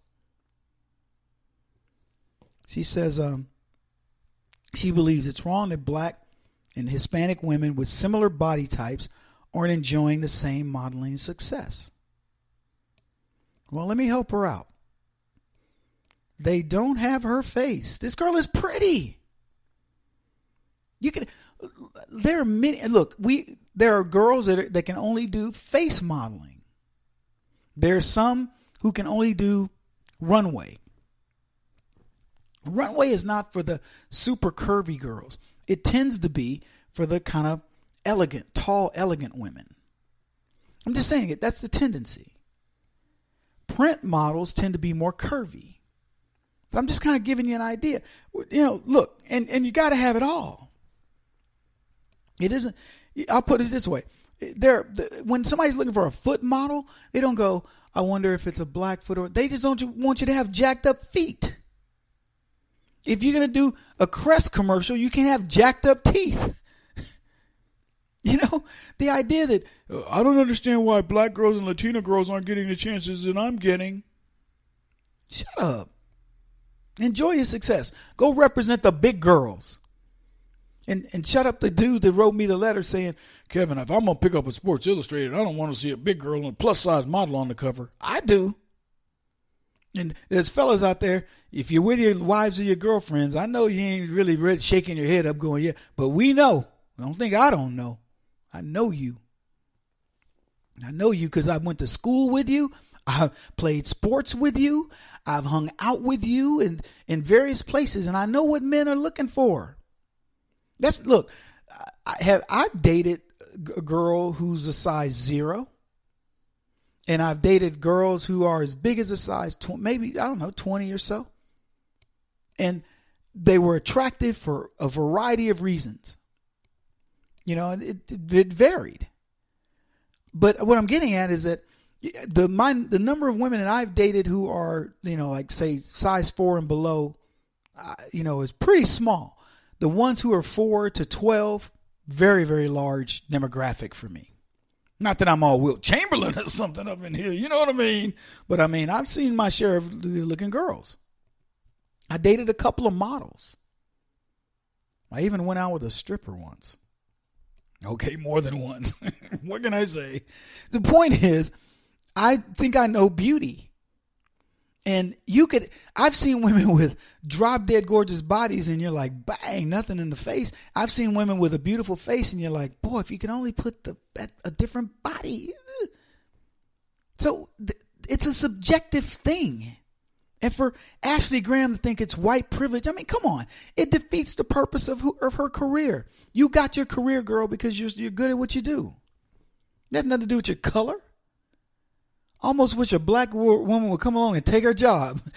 You know what the next thing? I can't believe that black chick stole my job. I was the only plus size runway model, blah, blah, blah. Runway and swimsuit. Yeah, not fooling me. Ashley Graham goes on to say, I know this isn't about me. Just one girl is not going to change the world.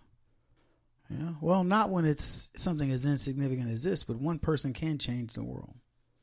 Certainly can. They can inspire others to be better. And this is not the way to do it, Ashley, even though you are one beautiful lady.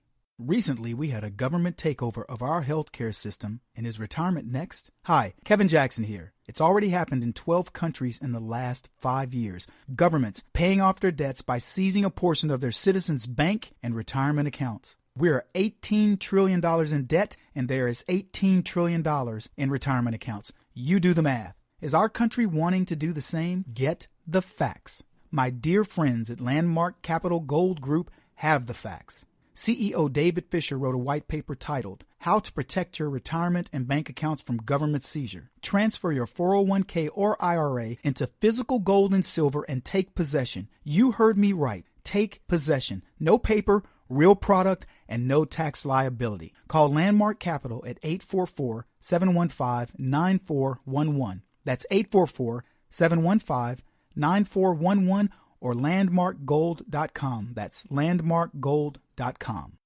Hey, everybody. Welcome back. Kevin Jackson here. It's the Kevin Jackson Show. I just want to highlight in this particular part of the broadcast a few things that I find absolutely crazy in the world of liberalism. But I want to begin this segment by saying this. It's a quote. When everyone prospers, the temptation of war subsides. And if you think about what Donald Trump is doing, because America sets the course for the rest of the world, do we want the largest GDP in the world? Absolutely. But you know how you make the largest GDP? You have to get more customers too. We need people to prosper. We need these third world African nations and these third world countries to prosper, to find out what their big deal is in order to fulfill their destinies. And when they open up themselves to more free trade and things that when they have a middle class, a burgeoning middle class, that helps everybody. And the way I can look at that one, and I'm going to repeat this statement again, when everyone prospers, the temptation of war subsides. Think about how it is in your family. I can't speak for white families, but I think I can speak for human families, because this is certainly the way it is in my family. If somebody prospers, my family gets jealous. I've watched people go like, like when my sons got accepted to college, for us, it was no big deal. I remember one of my aunts looking at me like, you think you're something. And I'm thinking, and I know what she's thinking because she grew up in a different time. And I'm thinking to myself, why do you care? And I would be happy. I'd be ecstatic to see her kids and grandkids doing well. But the problem is her kids and grandkids weren't necessarily doing well. And so that's why, she harbored a jealousy. Nations harbor jealousies over what's going on in the United States. And it's ridiculous. Look, as the United States goes, so goes the rest of the world. We want to help you prosper. You know how you're going to prosper? I'm speaking to the rest of the world right now. You're going to prosper by following our lead. You're not going to prosper by being despots. Look at North Korea, Iran, all the Middle Eastern countries. These are desert wastelands for the most part. They're horrible places to live. People do not thrive in environments like that, and you're not going to get out of the country what you want to get out of it unless you allow creativity to flourish. But they don't. And that segues into, we actually have a day dedicated to it's called the National Lazy Day. And I saw this, it was the other day, and I thought to myself, that's every day for most liberals I know. We have a day to celebrate laziness. Now, don't misunderstand me. You've worked your butt off all year and you want to take a day? I would ask the average person who's a conservative, how often do you take a lazy day? I mean, well, you do nothing. I can't remember. The only time I remember doing nothing was when I went on this crazy diet and where I removed all the sugar from my system, and it was worse than heroin. And I was in bed for a week, and I was grouchy, and I didn't want to do anything except eat and use the bathroom. I mean, I didn't want to eat. I ate this nasty crap. I didn't want to eat, but I had to eat. And I lost 18 pounds in about 2 weeks. And after it was over, I felt freaking awesome. But that was the only time I've been lazy, where I did nothing. Even if I try to do nothing, I end up doing something. So all I'm getting at here, folks, is we don't take these days, but we have a day that's called National Lazy Day. And I just find that very interesting. And I know who came up with this. You don't have to wonder. We know where this derived. Dang liberals. Here's another story for you. Chelsea Manning. You know who Chelsea Manning is, right? You guys know? The soldier who became a transsexual. Chelsea Manning. Chelsea is now going to be on the cover of Vogue magazine in September. That's right. Well, think about what it takes to make the cover of Vogue when you were maybe a young girl and you were like, that was like, I don't know, was it the 70s, the 80s, the 90s, but Vogue was a big deal. And Chelsea Manning, a dude who now wants to be a woman, will grace the cover of this most hallowed feminist magazine. And then they wonder, the left of these feminists wonder why we don't take them seriously. This is bizarre. What comment do you want? You're looking at me like I should have something else to say. I'm speechless. Who comes up with this nonsense? Women, seriously, you're doing yourselves no favors by doing this type of stuff. How many times have I talked about pretty soon women will dominate nothing? You think I'm kidding? It's going to be all transsexuals. Transsexuals are dominating women's sports. They're probably going to be better moms than women, than leftist women anyway. When do you finally get enough and say, you know what? Enough is enough. The political correct nature. Look, I don't have anything against, what's her name, Chelsea Manning, other than I think she was a traitor.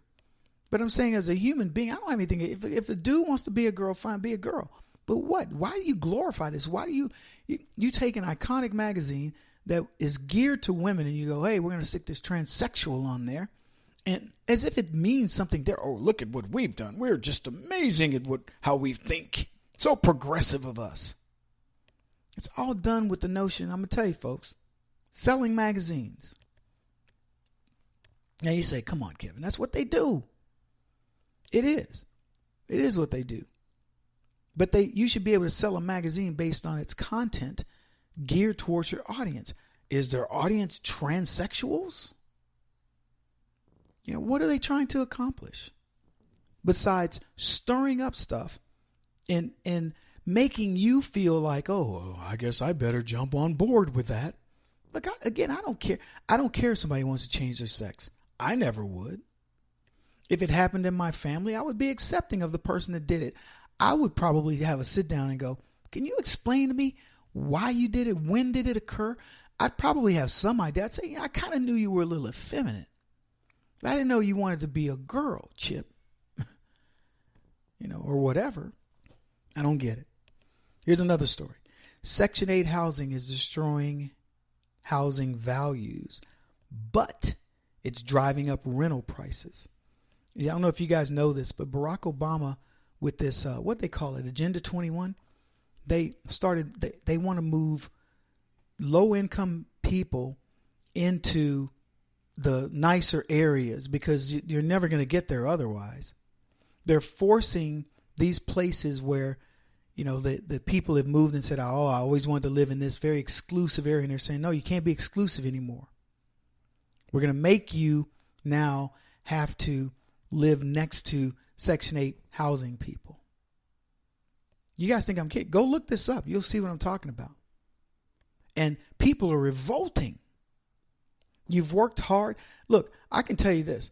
If you said to me, Kevin, you can live in your old home, the very first home you bought in that neighborhood, again, I would go, heck to the no. I don't want to live there.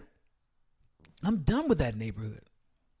It was when I lived there, when I got out, I was in college. I bought my first house, my senior year. It was amazing. I thought, ooh, check me out. I'm buying my own home. Yay. I'm not renting anymore, and all that. But let me tell you, once that house was done, I was glad to leave and get to the next house. And the next house, the only house that I would go back and live into is the house I had in Texas, where I lived in a very exclusive area called Willow Bend in Plano. I'd move back to that home because it was spectacular. But I wouldn't go back to any of my other homes. No, I outgrew those homes. And I may not even go back to the one I had in Texas, even though, it was a very, very nice home. But this is an intentional thing where, and look, I don't blame people that are impoverished for wanting to be around wealth if they took advantage of it and said, I'm going to learn. But what happens is that you just end up increasing the crime in those neighborhoods. And let me tell you what else happens. People leave. They find areas where they say, okay, this has not been touched. We're going to pass ordinances that doesn't allow you to do what you just did, and we're done. You can't come in here and encroach any longer. You cannot stop people from achieving and then saying, I want to make this exclusive. I don't want anybody to be able to have this. That's what exclusivity implies. That's why you work hard. I don't want a car that everybody can own. I mean, I don't have super nice cars, but I'm just saying I don't want a car everybody can own. I don't want to live in a neighborhood where anybody can live in. I don't want to shop where everybody can shop. Well, even though I do shop at Walmart. You get what I'm saying? I think you guys feel the same way. Anyway, I wanted to cover a little bit more in this segment, so that's why I covered those topics. Deportations. Maybe we'll come in with that since I'm running late. A generation ago, a television series brought home a people's journey from darkness to light. Roots changed America, and America needs to be changed again. This time, it's Grassroots, starring Kevin Jackson of the Black Sphere. In 1865, Republican President Lincoln freed the slaves from their Democrat masters. Today, big government is the master, and ordinary Americans of every color are the slaves. The time has come for Emancipation 2. See Grassroots and learn about crushing taxpayer debt, job-killing government command economy, fascistic control of industry, union handouts and bailouts at your expense, and the phony race hustlers who keep you quiet by calling you a racist. Grassroots. Demand your freedom. Kevin Jackson of theblacksphere.net brings you Emancipation 2. This time, even the white folks get freed. Welcome back, everybody. My producer told me, Kevin, somebody sent us a note saying you don't want to live next to colored folks. I happen to be a colored folk, but I don't have a problem living next to colored folks. I love colored people, and I love them when they take care of their stuff. I talk about a neighbor I grew up with on Hay Street, the man next door. He was I think he was Army. The neatest yard and the neatest house and one of the best guys. That man's smile, had a real pretty teeth. And he'd be out doing his yard, and he'd see me, and he'd smile, and he'd say, hey, how you doing, Kevin? Hey, how you doing? I don't remember his name, but Mr. So-and-so. And just a great disposition and a great guy. I'd live next to that guy anywhere he moved, okay? And then my neighbor across the street, I wouldn't live next to them if you put a gun to my head. So, but I don't mind living next to colored folks. What I mind is living next to people who don't take care of their stuff. And by the way, that transcends color. There's some white trash people, some brown trash, some Asian trash. I don't want to live next to anybody who's full of trash. I want to live next to people who are civilized. So, look, I get it. You can accuse me of, I don't even care what you accuse me of. You can accuse me of whatever you want. But here's what you better know. I don't want to live next to people that don't take care of their stuff. I don't want to live next to people who don't care about what your stuff, that don't have some sort of what's the word I'm looking for? A moral core in terms of how they treat their neighbors, how they treat their family, how they treat themselves. I want people to have self-respect. Yeah, and that's such a high standard, right? The reason why we move into exclusive neighborhoods is because of housing associations that say, you can't have your car up on blocks. You can't paint your house 50 different colors. You can't raise chickens. You can't have 100 cats and 30 dogs and so on and so forth. I don't want to live next to any of those fools either. I don't care what color you are. I don't care. You could be kinfolk. I got kin people I don't want to live next to. I don't even want to visit. If they say, come on over and you can stay here, that's okay. I got a little hotel room right up the road. See you at the barbecue. Talk to me about what I like. Hey, deportations are up 28%. It's about time, isn't it? You know what? Democrats are scared people. They spent over a year spinning conspiracies about Russians and the Republicans, all because they needed an excuse for losing. The losers. And as these lies unravel one by one, leftists are starting to fear retaliation from voters. And I've been talking about this for months. I told you guys, I said Maxine Waters is going to feel the wrath of her voters in the next election. Don't be surprised if she gets a challenger that beats her. Oh, I said it. Y'all are like, oh, Kevin, that's big talk for a black man on the radio. I'm telling you, she's at risk. Politico said this: Democrats are increasingly conflicted about how forcefully to press the issue of possible collusion between the Trump campaign and the Russians. Hey, Politico, it's a little late. They've been pressing this narrative for quite some time. The article continues, fearful of alienating voters who appear more concerned about the economy and health care, Democrats campaigning in districts across the country are de-emphasizing Russia in their rhetoric, and some are warning that a persistent focus on Russia could backfire. What have we been saying? See, here's the thing that I don't think the leftists that listen to us, to my program and others, I don't think they understand. We don't try to hide the truth from them. We're not telling you something to make you think differently. We give you the real skinny. We're not, trying to, let's say this and then everybody will start to do it. See, the left is used to doing that. These misinformation campaigns. They're used to that. Well, get over it. Bill Burton, a Democratic consultant, says people, aka Democrats, think the Russia stuff is important, but they're mostly sick of hearing about it. They want to hear politicians talk about things that are more directly important in their lives. And the Democrats can't say that they weren't warned, because I warned them. I warned them when the Fusion GPS story surfaced. From the moment the Democrats set the Trump colluded with the Russians narratives, I warned them.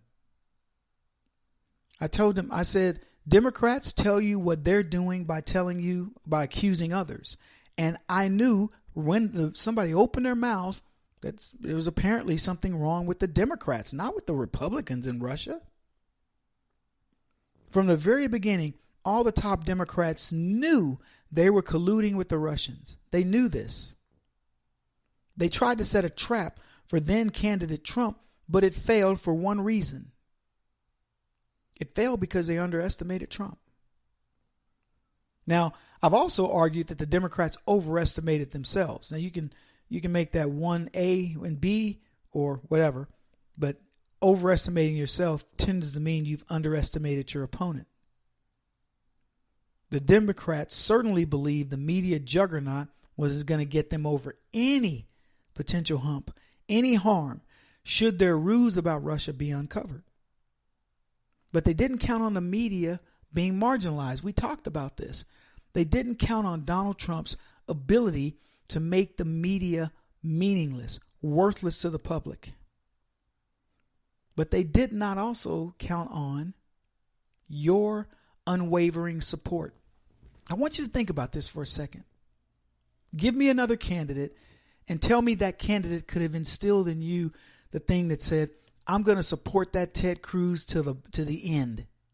I'm going to support that Rand Paul, that Carly Fiorina, that Ben Carson or whatever to the end. If we were talking about anybody other than Trump, there could be defections. Now, if they performed like Donald Trump, I think that candidate would be doing very, very well. But I don't think we have anybody that would have performed to that level. I think many of you agree with me. So, even though they overestimated themselves, they believed the media would be that ace in the hole.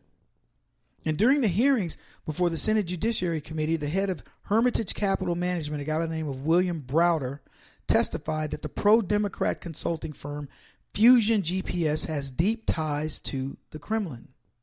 Now remember, the Democrats didn't want to turn over their computers to the Justice Department after accusing the Russians of hacking them.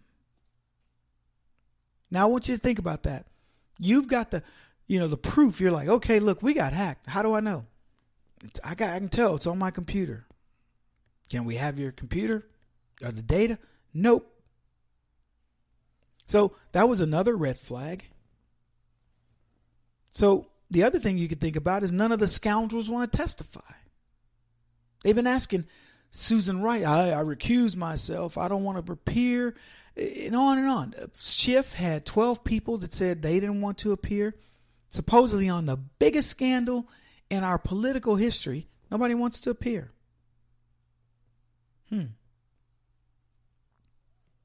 It's because Adam Schiff's been caught in a lie, folks. He's been caught in a scam. Democrats claim they want to know what happened in Russia, at least where Trump is involved, which is nowhere. But Schiff wouldn't allow certain witnesses to testify before his committee. When asked for a reason, he didn't even answer the question. About a dozen witnesses were scheduled to testify, and they got canceled by the Democrats. They were told the committee needed more time to prepare. More likely, they needed more time to evade the truth. Even California is starting to get nervous, folks. Could California actually be in play for the Republicans? You know, this is the most critical state for the Democrats. No California, no control of the House, no control of Congress at all, no control of anything. Can you imagine if we flipped California?